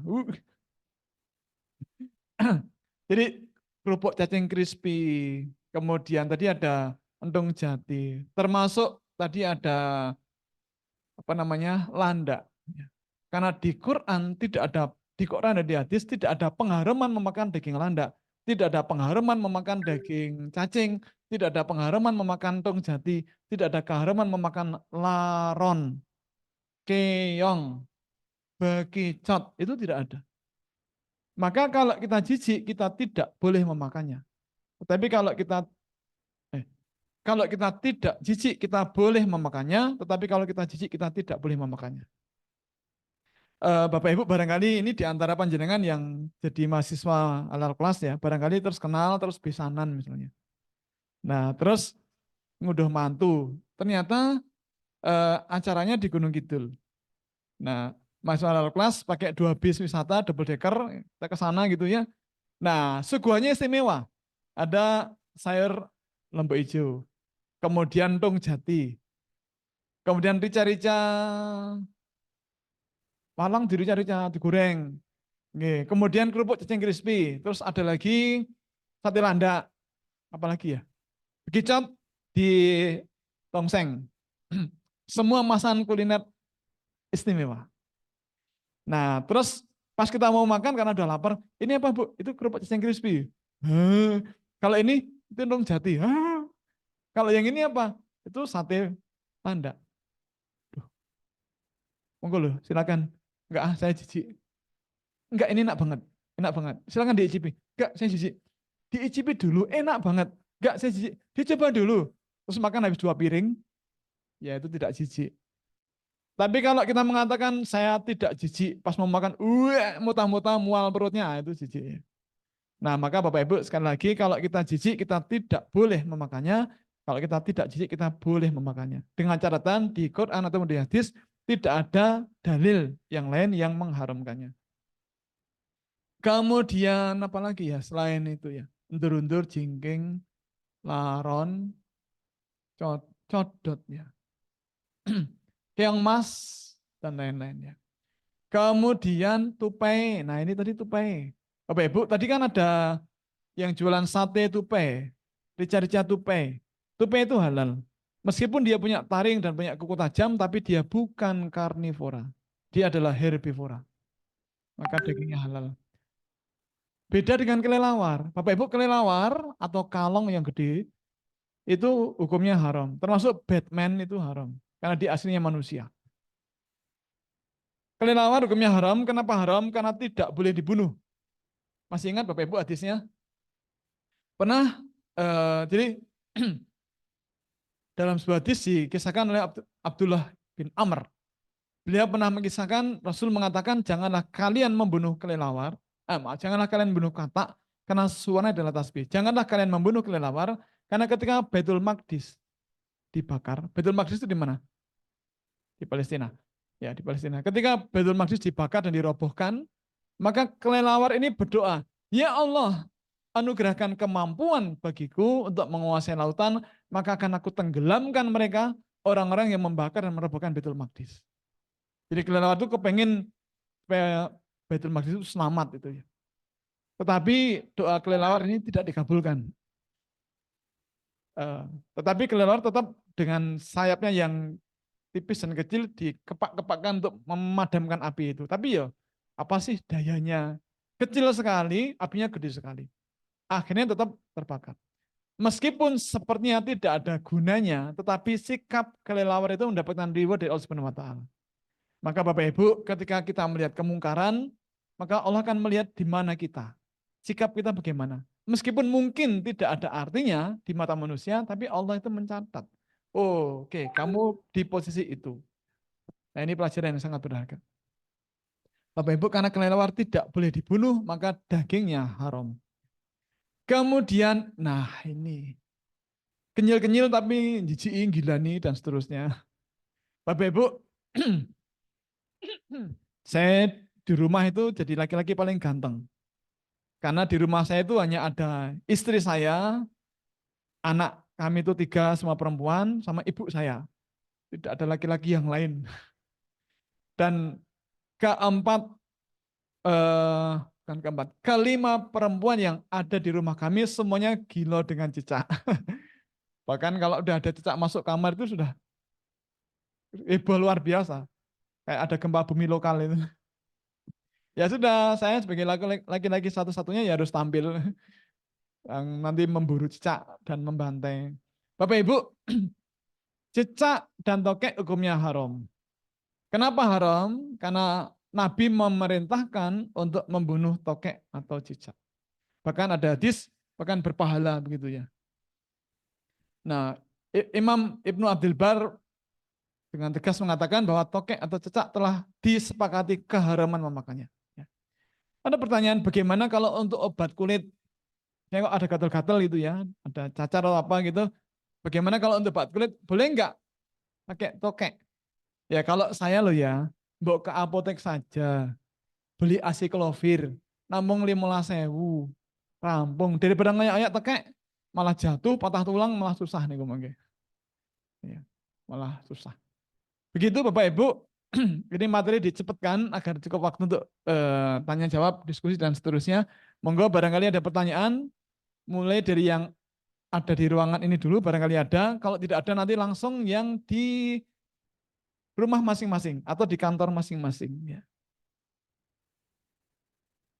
Monggo silakan Bapak Ibu, yang di fakultas adakah? Monggo Bu Yupi, silakan. Pakai mikrofon agar terdengar sampai ke luar negeri. Loh ini karena peserta yang dari luar negeri.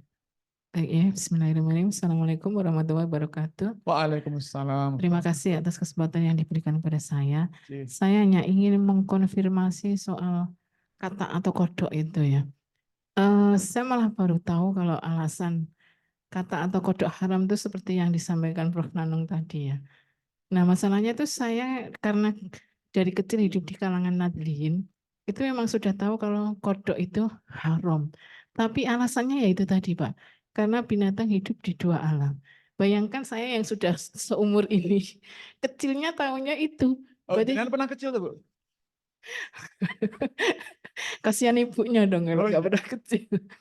Nah itu apa ya? Apa yang terjadi kok sampai kesalahan sedemikian dari saya kecil loh. Barangkali orang tua saya kecil dulu juga tahunya seperti itu gitu. Nah ini hanya sekedar mengkonfirmasi pengetahuan saja. Baik begitu ya. Wassalamualaikum warahmatullahi wabarakatuh. Waalaikumsalam. Ya memang begitu ternyata ya. Dari kecil kita punya pemahaman sesuatu, mendarah daging di lingkungan kita, ternyata itu seperti ini ternyata. Termasuk dulu mendarah daging pengetahuan bahwa ular adalah binatang pemakan bunga. Ternyata Bu, ternyata itu hoax lah itu. Ya begitu tak Bu. Ya banyak hal yang kemudian kita ketahui setelah kita belajar. Gitu. Cuma ya memang ya ulama memang sepakat bahwa yang namanya hukum itu ditetapkan karena ada dalilnya. Kalau tidak ada dalilnya ya jangan mengharamkan sesuatu yang tidak ada keharaman memakannya. Dan juga sebaliknya. Saya tidak tahu. Tapi mari kita kembalikan lagi ke Quran dan di hadis. Bagaimana kok bisa muncul itu? Ya? Mungkin karena melihat loh kata ini kan waktu kecil kan dia di air, kemudian setelah dewasa dia di darat kan itu. Berarti hidup di dua alam. Terus dibuat kesimpulan begitu. Ya. Jadi yang namanya pendapat ulama itu bisa beda-beda. Jadi namanya pendapat itu kan banyak tuh. Termasuk ini Bapak Ibu, nun sewu panjenengan kalau salat tarawih ya besok ya berapa rakaat? 11, 23, di tempat kami cuma 8. Oh, witirnya 3. Oh, berarti sama ya? Ada yang 11 rakaat ya. Kita emang walu ya. Enggak, maksud saya begini, Bapak Ibu, ulama ada yang berpendapat sholat tarawih itu ada yang 8 rakaat plus 3, ada yang 20 rakaat plus 3. Ya, yang benar yang mana? Ya boleh, dua-duanya boleh. 4 rakaat boleh apa tidak? Tarawih. 2 rakaat? 6, 10, 12, boleh, nggak ada masalah. Yang penting semampunya. Di waktu malam, ya setelah salat isya, terus rakaatnya genap. Ganjil kan witir. Nah, kemudian juga Bapak Ibu, termasuk sholat jahriyah. Subuh, maghrib, isya, sholat Jumat, tarawih yang jahriyah, dijaharkan suaranya. Itu ketika imam memimpin sholat, ketika membaca Al-Fatihah, basmalahnya dibaca atau tidak dibaca? Kata siapa? Bapak Ibu, ulama-ulama dari mazhab Malikiyah berpendapat ketika memimpin sholat jahriyah, saat membaca Al-Fatihah, basmalahnya tidak dibaca. Itu pendapat para ulama dari mazhab Malikiyah. Malikiyah banyak di Afrika Barat, termasuk di Maroko, di Mesir dan sekitarnya. Tapi para ulama dari mazhab Hambaliyah berpendapat bahwa untuk sholat jahriyah, basmalahnya dibaca tapi sir, pelan. Jazirah Arab, Arab Saudi, Uni Emirat Arab, Qatar, Bahrain, Libya, Kuwait, dan sekitarnya. Tapi para ulama dari mazhab Syafi'iyah, Indonesia, Malaysia, Filipina, Thailand, Darussalam, ketika membaca Al-Fatihah, basmalahnya dibaca dan dikeraskan, dicahar. Nah, beda pendapat Bu, antar ulama. Monggo silakan pilih yang mana. Ibu tidak makan kata karena hidup di dua alam ya monggo. Tetapi kalau kita kembalikan lagi, ternyata memang tidak ada dalil yang mengharamkannya. Oh sorry, maaf. Tidak ada dalil tentang keharaman memakan daging binatang yang hidup di dua alam. Tentang kata atau kodok haram lidzatihi, iya. Karena tidak boleh dibunuh. Gitu. Ada lagi Bapak Ibu di ruangan ini tidak ada? Oke. Kalau tidak ada, monggo yang di Zoom, silakan. Pak Iwan Junaidi. Monggo. Assalamualaikum. Waalaikumsalam. Pak Nanung. Pak. Pak Iwan, Pak. Seperti biasa, sebut nama, kemudian asal domisili di mana. Pak Iwan, Pak Nanung, Makassar. Ya.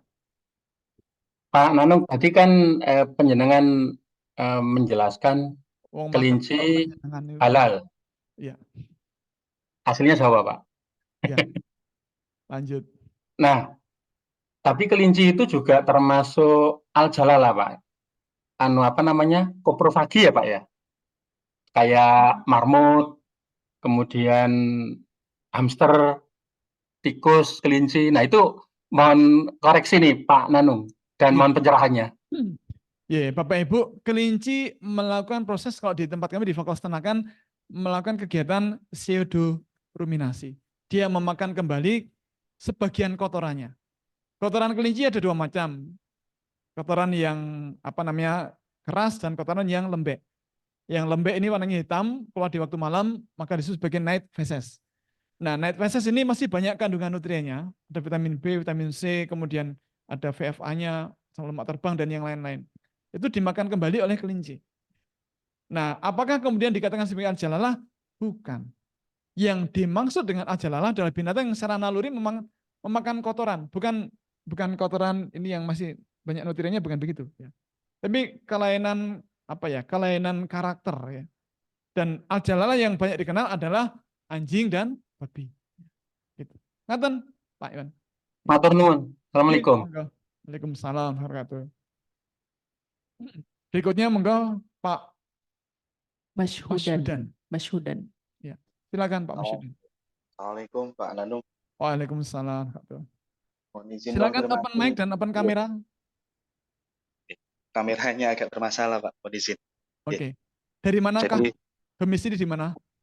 mohon izin Pak Nanung, asal dari Madura Pak Nanung. Siap. Domisili di Jombang. Ya. Izin bertanya Pak Nanung sekaligus konfirmasi bahwa apa yang jenengan sampaikan tadi terkait soal kotoran tadi ya di pembahasan luwak tadi ya, bahwa kotoran yang keluar dari hewan yang halal dimakan tadi kalau saya tidak salah dengar dihukumi apa diperbolehkan gitu ya, gitu betul ya? Bukan Atau diperbolehkan, tidak najis Pak.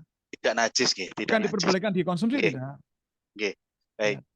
Ketika panjenengan sampai tidak najis, langsung saya buka redaksi beberapa rujukan kitab. Salah satu yang disampaikan Rasulullah di Sahih Bukhari itu nomor 153 itu disampaikan bahwa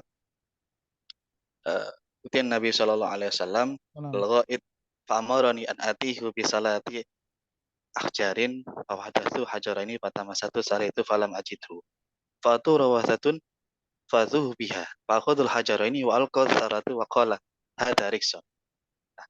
Dari sahabat Abdullah bin Mas'ud, ketika Kanjeng Nabi buang air besar saat itu, lalu memerintahkan saya di situ maksudnya Abdullah bin Mas'ud, membawakan 3 batu. Kebetulan waktu itu saya hanya menemukan 2 batu dan tidak menemukan 1 batu lagi. Lalu saya akhirnya mengambil kotoran binatang yang sudah kering.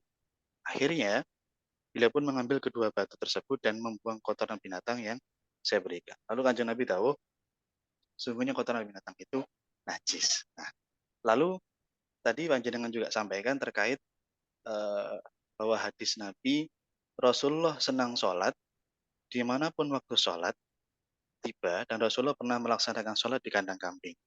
Hadisnya kurang lebih begini, di hadis Bukhari itu. Kana yuhibbu ayyusalli haitsu adraru sholat wa yusalli fi marabitul ghanam. Nah, memang kalau misalkan menanggapi hadis Rasulullah ini melaksanakan sholat di kandang kambing, para ulama berpendapat memang najisnya kotoran hewan yang halal dimakan, menakwil bahwa Rasulullah melaksanakan sholat di kandang kambing dengan keadaan tidak mengenai kotoran kambing yang terdapat di kandang tersebut. Kalau misalkan jika kita arahkan dalam konteks demikian, mestinya tidak ada perbedaan antara melaksanakan sholat di kandang kambing dengan kandang unta, karena sama-sama menganggap bahwa kotoran keduanya adalah suci. Nah, padahal dalam kesempatan lain Rasul justru membedakan di antara keduanya. Di hadis Tirmizi, ini diriwayatkan Imam Tirmizi, "Shallu fi marabidil ghanam wa la tusallu fi a'dhal." Salatlah kalian di kandang kambing, janganlah kalian sholat di kandang unta. Nah, ini patut dipahami bahwa Rasulullah melaksanakan sholat di kandang kambing ini sama sekali tidak merendahkan martabat beliau. Namun kita simpulkan bahwa menetapkan status hukum kotoran hewan yang halal dimakan. Memang terjadi pendapat yang dengan sampaikan tadi perbedaan pendapat ulama ya. Namun dalam konteks pengamalan memang langkah yang bijak adalah mengikuti pendapat yang kuat, misalkan dalam di mayoritas di negara kita ini kan menggunakan mazhab Syafi'i, karena status hukum kotoran ini mutlak dihukumi najis secara mutlak. Karena ini dalam bentuk kehati-hatian, ikhtiyat lah saya kira dalam mengamalkan hukum syariah, dan untuk juga menyesuaikan dengan pandangan masyarakat sekitar atau muwafaqah an-nas yang secara langsung memahami bahwa kotoran hewan yang halal dimakan adalah mungkin dalam konteks yang kotoran hewan luwak tadi, jadi memang diktat dokumentis, itulah kenapa sampai prosesnya kan sampai benar-benar disucikan, dihilangkan najis. Kurang lebih seperti itu. Oke, terima kasih Pak. Oke, jazakallah khairan jasa. Bapak Ibu, memang sekali lagi di kalangan para ulama terjadi perbedaan pendapat. Kenapa kemudian tadi yang dikaji beliau itu sangat hati-hati? Karena memang ulama-ulama Syafi'iyah itu terkenal hati-hati. Lalu apakah kemudian ulama yang tidak berhati-hati atau punya pendapat yang lain jadi keliru? Tentu tidak. Contoh lain misalnya, maaf Bapak Ibu, kalau diambus anjing itu najis apa tidak? Diambus anjing itu najis apa tidak? Diambus itu apa diambus? Bukan dicium. Dan jangan dicium suami atau diambus suami? Bukan. Diendus. Diendus anjing itu najis apa tidak? Najis. Kata siapa? Nah, begini Bapak Ibu, mohon maaf. Kalau misalnya suatu ketika masuk di Ramadan besok, ketika kita menyimak kultum tarawih atau subuh, ada penceramah mengatakan sesungguhnya diendus anjing tidak najis. Itu jangan reaktif, jangan marah, kemudian emosi, ban sepatu, jangan. Karena beliau baru menyampaikan pendapat dari Imam Malik. Imam Malik berpendapat bahwa penetapan hukum itu dikaitkan dengan apa yang ada di Quran dan di hadis.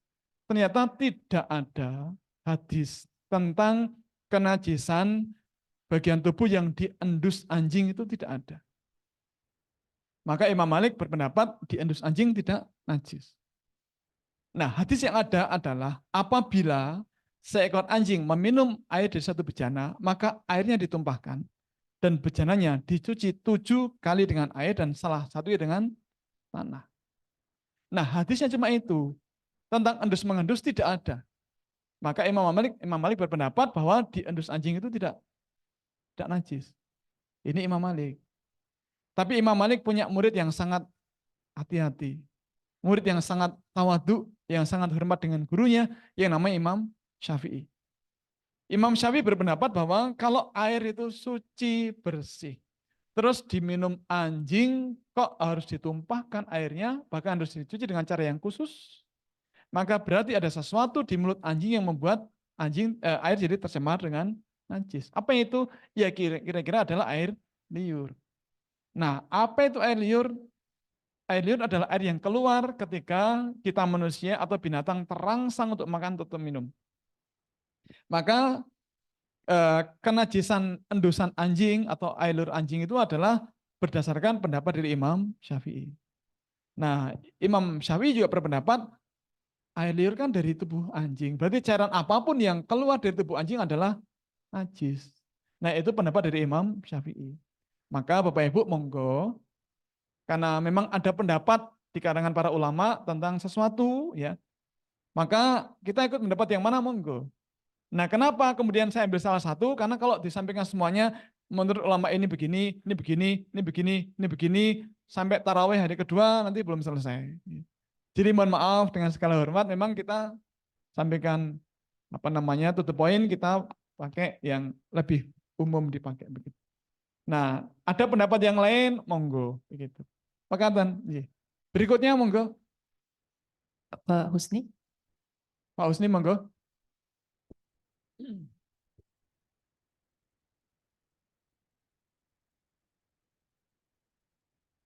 Open mic, Pak. Assalamualaikum warahmatullahi wabarakatuh. Waalaikumsalam. Mohon maaf tadi Pak Nano, kameranya tadi ya. Ini baru saya aktifkan supaya mendengar. Oke. Jadi begini. Di manakah gerangan? Domisili di mana? Tadi saya aktif handsetnya tadi. Oke, sekarang sudah aktif. Pak Usni di mana domisili? Baik Pak Nanung, saya di Sumbawa ini Pak Nanung, di Sumbawa, Nusa Tenggara Barat. Ya, terima kasih atas berikan kesempatan saya untuk bertanya. Sedikit sih saya mau bertanya ini tentang kaitan dengan kura-kura atau penyu. Ya, penyu itu kan banyak orang yang mengatakan itu tidak boleh dimakan, penyu itu haram katanya. Ya katanya kan, saya bilang, kalau memang haram antara kura-kura dan penyu itu kan yang haram itu kan kura-kura, karena kura-kura itu kebanyakan di darat. Tetapi kalau penyu kan di air laut kan bisa dimakan. Nah, bagaimana solusi dari menurutnya Pak Nanung tentang antara kura-kura dengan penyu? Ya, halal apa haram kalau kita? Iya, terima kasih. Assalamualaikum warahmatullahi wabarakatuh. Waalaikumsalam. Ya, Pak Husni dan Bapak Ibu yang lain, memang pendapat orang terkait dengan keharaman memakan kura-kura itu dikaitkan dengan sifat hidupnya di dua alam. Nah, kalau sekarang kembali tidak ada dalil tentang keharaman binatang yang hidup di dua alam, maka ya tidak tepat. Kalau mengharamkan sesuatu dikaitkan dengan sifat hidupnya di dua alam, gitu.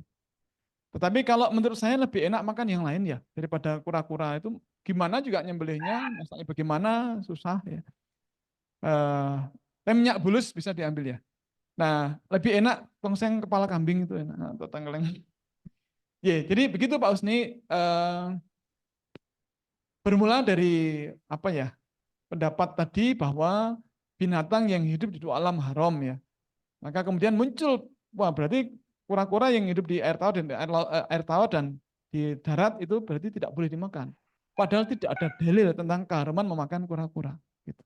Kira-kira demikian Pak Usni ya, alam bisawab.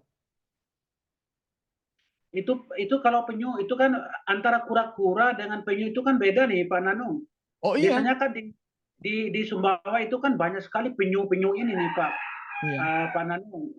Tapi saya lihat itu banyak orang yang makan dagingnya itu. Ya tidak apa-apa. Penyu kan memang halal Pak. Penyu itu halal. Kenapa halal? Karena tidak ada dalil yang mengharamkannya. Kemudian di Al-Quran ada Al-Maidah 90, Allah menghalalkan hewan buruan dari laut dan makanan yang berasal dari laut. Nah, penyu kan hewan laut ya. Maka ya tidak ada keraguan dagingnya halal gitu. Gitu. Iya, terima kasih banyak Masya Allah. Pak Usni, monggo silakan. Jazakallah khair. Amin. Wa antum fajazakumullah khairan. Monggo berikutnya Pak Fauzi.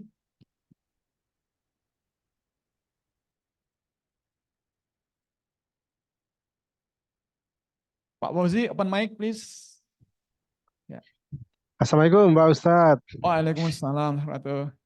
Mohon izin Pak Ustadz bertanya, saya Fauzi nanya lagi yang dari Bantul Pak Ustadz.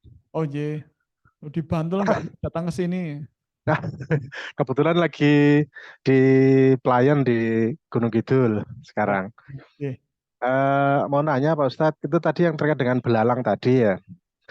Nah untuk belalang kan kalau yang saya lihat itu kebanyakan yang belalang pohon daun gitu ya, yang banyak dikonsumsi itu. Nah sementara jenis-jenis belalang sendiri kan banyak tuh. Ada ya yang warnanya selain hijau ada yang coklat, ada yang macam-macam itu.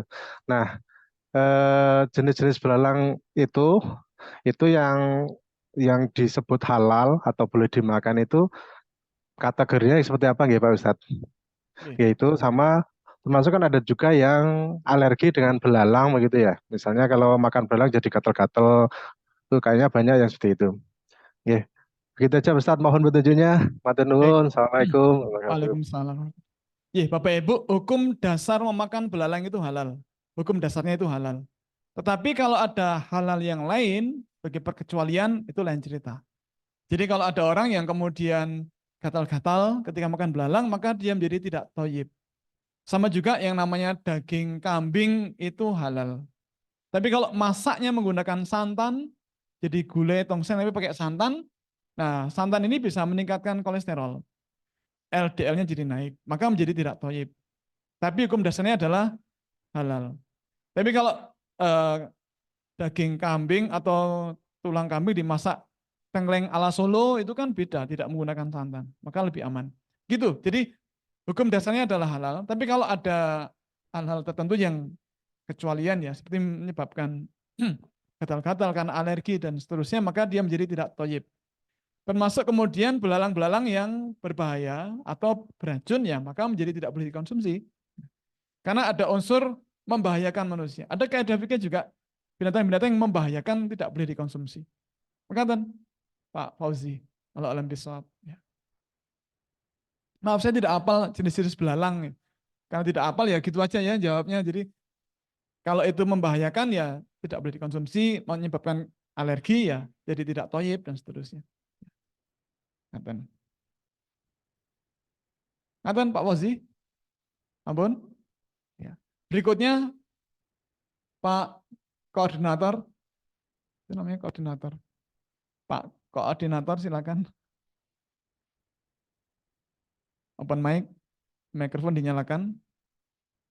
Video cam dinyalakan. Assalamualaikum. Oh, belum saya ganti, Pak. Dengan Bu Meli, Pak. Bu Mary, di manakah Meli gerangan? di Kepulauan Bangka Belitung. Baik, Bu. Monggo. Nggih, matur nuwun, Pak. Izin mau nanya, Pak, Matur kalau nuwun. makanan apa itu bulu babi, Pak? Bulu babi itu apa ya? Landak laut. Itu Ya, kan landak laut. isi dalamnya itu kan bisa dimakan. Itu ya apa, Pak, ininya? Halal haram. Oke, Bapak Ibu, landak bulu babi itu sebenarnya landak laut ya. Yang warnanya hitam itu kan?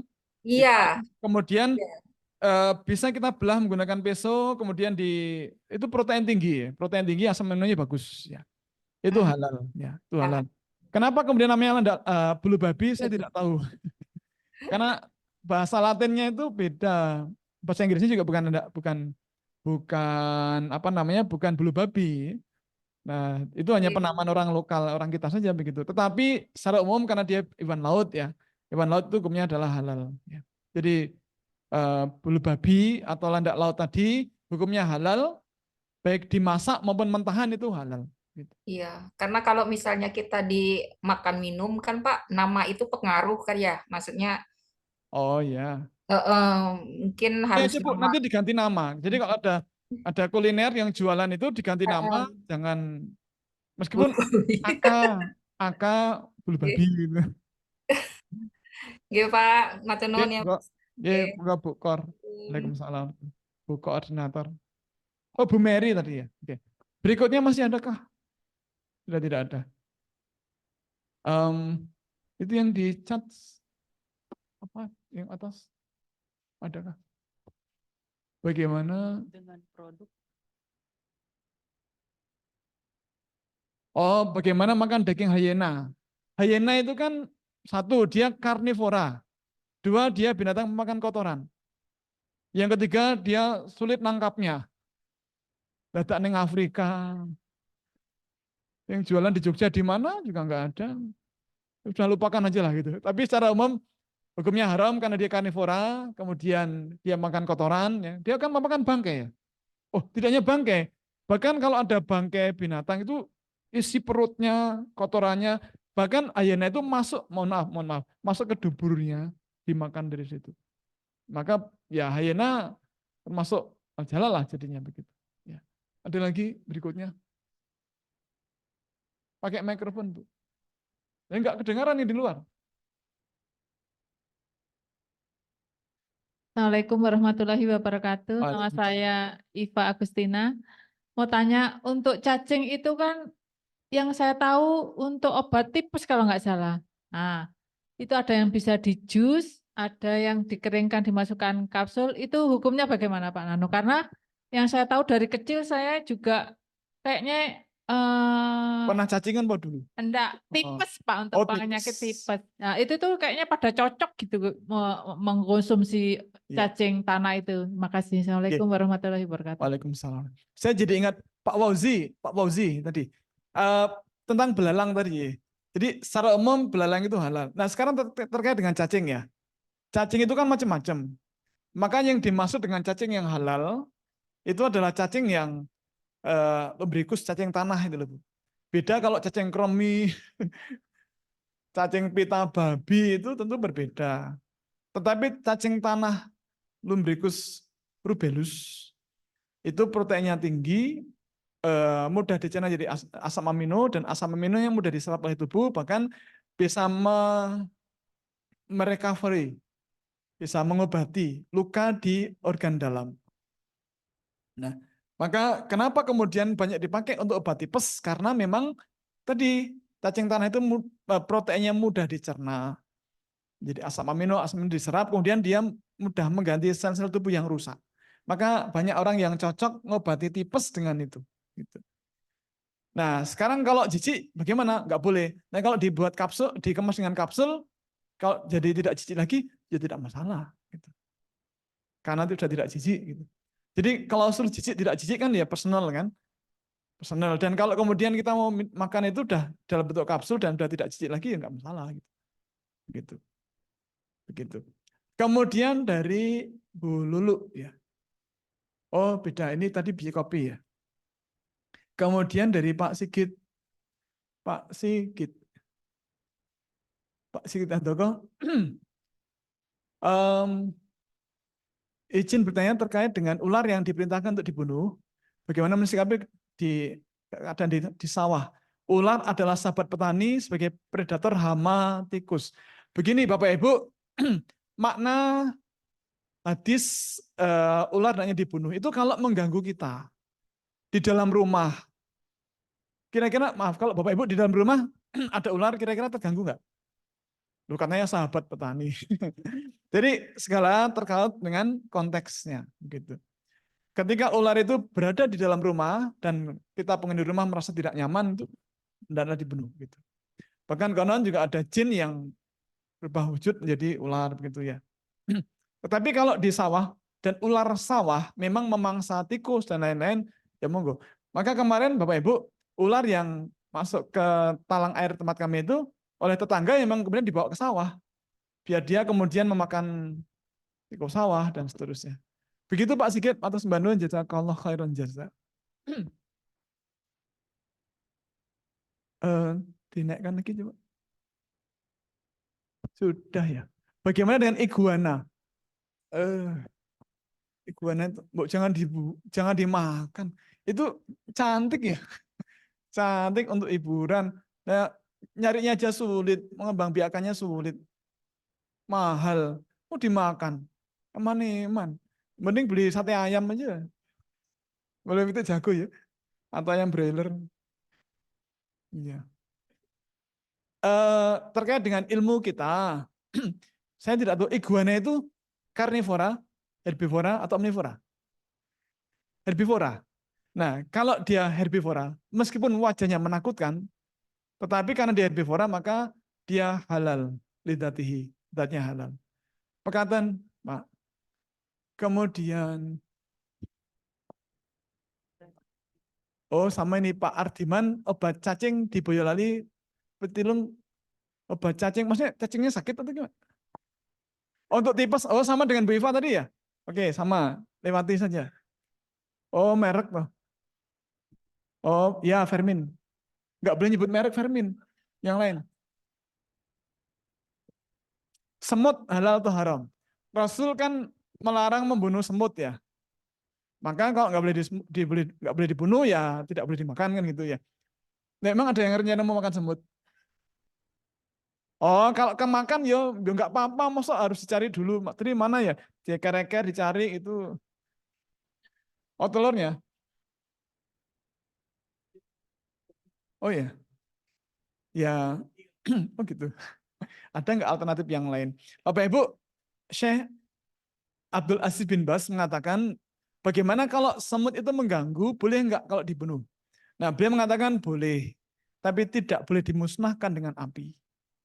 Memang beberapa jenis semut, ini semut hitam, itu bukan lagu ya, lagu ini Ahmad Albar, tetapi semut hitam itu kan membantu penyerbuan ya. Jadi buah-buahan yang ada, pohon buah yang ada semut hitamnya, biasanya buahnya banyak.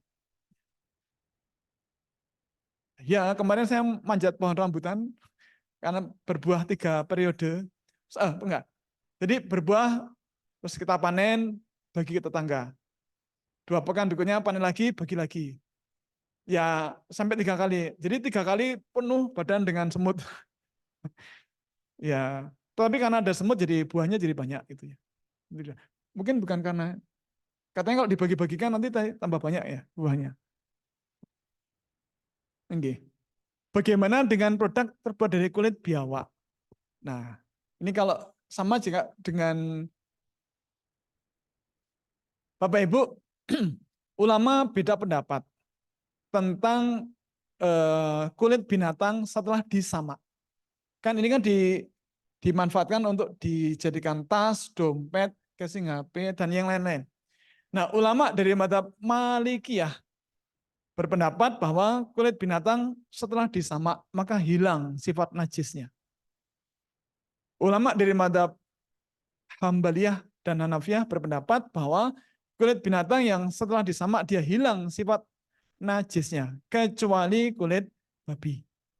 Nah, kalau mazhab Syafi'iyah kulit binatang setelah disamak dia hilang sifat najisnya kecuali kulit babi dan anjing. Nah, maka kalau kita ikut pendapat dari semua mazhab tadi ya hilang sifat najisnya, maka boleh dipakai. Tapi kalau misalnya ada ulama yang berpendapat tidak boleh, monggo. Kalau saya cari yang lain lah, yang jelas-jelas saja gitu. Ya. Ya, untuk apa juga. Kemudian berikutnya boleh berburu dengan anjing. Jadi boleh berburu dengan anjing dan saya belum mengetahui ada perintah mencuci hewan buruan anjing sebanyak 7 kali. Jadi memang Bapak Ibu dalam fikih berburu itu ada ketentuan. Fikih berburu ada, jadi begini. Rukun berburu itu meliputi 4 hal. Pertama, hewan yang diburu adalah hewan halal. Tidak boleh berburu babi hutan, boleh. 1. Yang kedua, ketika diburu, hewannya harus masih dalam kondisi hidup. Nah, kalau udah mati kan bangkai dia. Yang ketiga, berburu harus menggunakan alat yang bisa melukai, artinya darahnya keluar. Tidak boleh menggunakan alat yang hanya bisa membuat memar. Misalnya menggunakan ketapel, pelinteng itu nggak boleh. Menggunakan bumerang tidak boleh. Menggunakan kayu atau batu dilempar tidak boleh. Paling gegar otak itu nggak boleh. Boleh menggunakan alat yang bisa melukai, darahnya keluar. Contohnya apa? Panah, tombak, pistol atau peluru, senapan. Tidak boleh menggunakan bom. Itu hilang nanti buruannya. Karena remuk tuh. Nah, kemudian yang keempat, ketika akan melepaskan alat berburu, kita membaca tasmiyah. Bismillahi Allahu Akbar. Atau minimal bismillah. Sebelum melepaskan anak panah atau melepaskan tombak ataupun yang lain. Nah, yang kelima, boleh menggunakan hewan pemburu. Misalnya anjing. Dengan catatan, kalau hewan yang kita buru sampai ke tempat kita sudah mati, maka tidak boleh kita makan. Karena kita tidak tahu matinya karena buruan kita atau karena gigitan anjing. Tetapi kalau sampai di tempat kita masih hidup, maka boleh kita konsumsi dengan catatan bagian yang digigit anjing itu dicowes. Dicowes itu diapakan? Dipotong, dibuang gitu. Ya, buat anjingnya itu hadiah gitu ya. Karena najis menurut ulama dari mazhab Syafi'iyah. Pak Dede betul ya, Ade Mariati, binatang hidup di bawah alam adalah haram, ini menjadi standar parameter di masyarakat ya. Anjing laut, singa laut, kuda laut bagaimana? Halal. Hewan laut, makanannya ikan ya, makanannya bukan daging tapi ikan. Ya, betul. Kemudian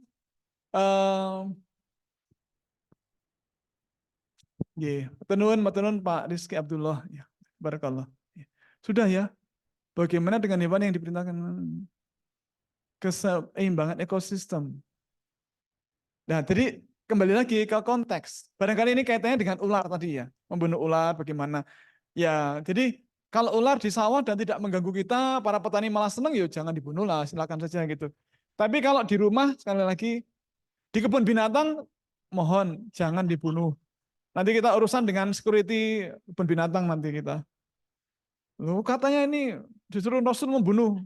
Terus di kebun binatang membawa anak didik, terus membawa peso. Terus mateni ular-ular di kebun binatang ya, jangan begitu. Perkataan Bapak Ibu, mohon maaf ini sudah mau masuk waktu asar di Jogja. Sekali lagi seperti pesan kami tadi di WA Group, jangan buru-buru meninggalkan WA Group. Karena saya tidak paham. Baru pertemuan ke-10 sudah live group. Baru ke-12 sudah meninggalkan grup. Baru 18. Kita kan masih sampai 22 pertemuan. Bahkan insya Allah nanti kita ada bonus materi setelah Lebaran. Ya.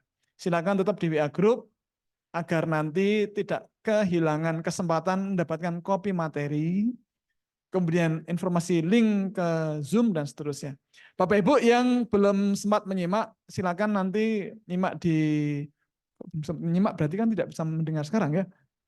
Bagi yang belum sempat menyimak materi kemarin dan sebelumnya, silakan nanti hadir di kuliah susulan yang kita siapkan di YouTube. kemudian boleh klaim presensi. Perkataan Bapak Ibu, jazakumullah khairan katsira. Semoga panjenengan semuanya oleh Allah diberikan kesehatan, terutama selama Ramadan diberikan sehat fisiknya, sehat imannya, sehat materinya, dan bisa menikmati Ramadan dengan bahagia.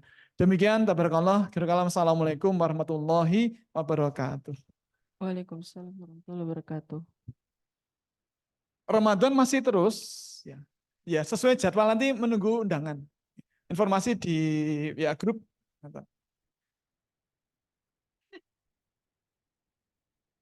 Ya, baik.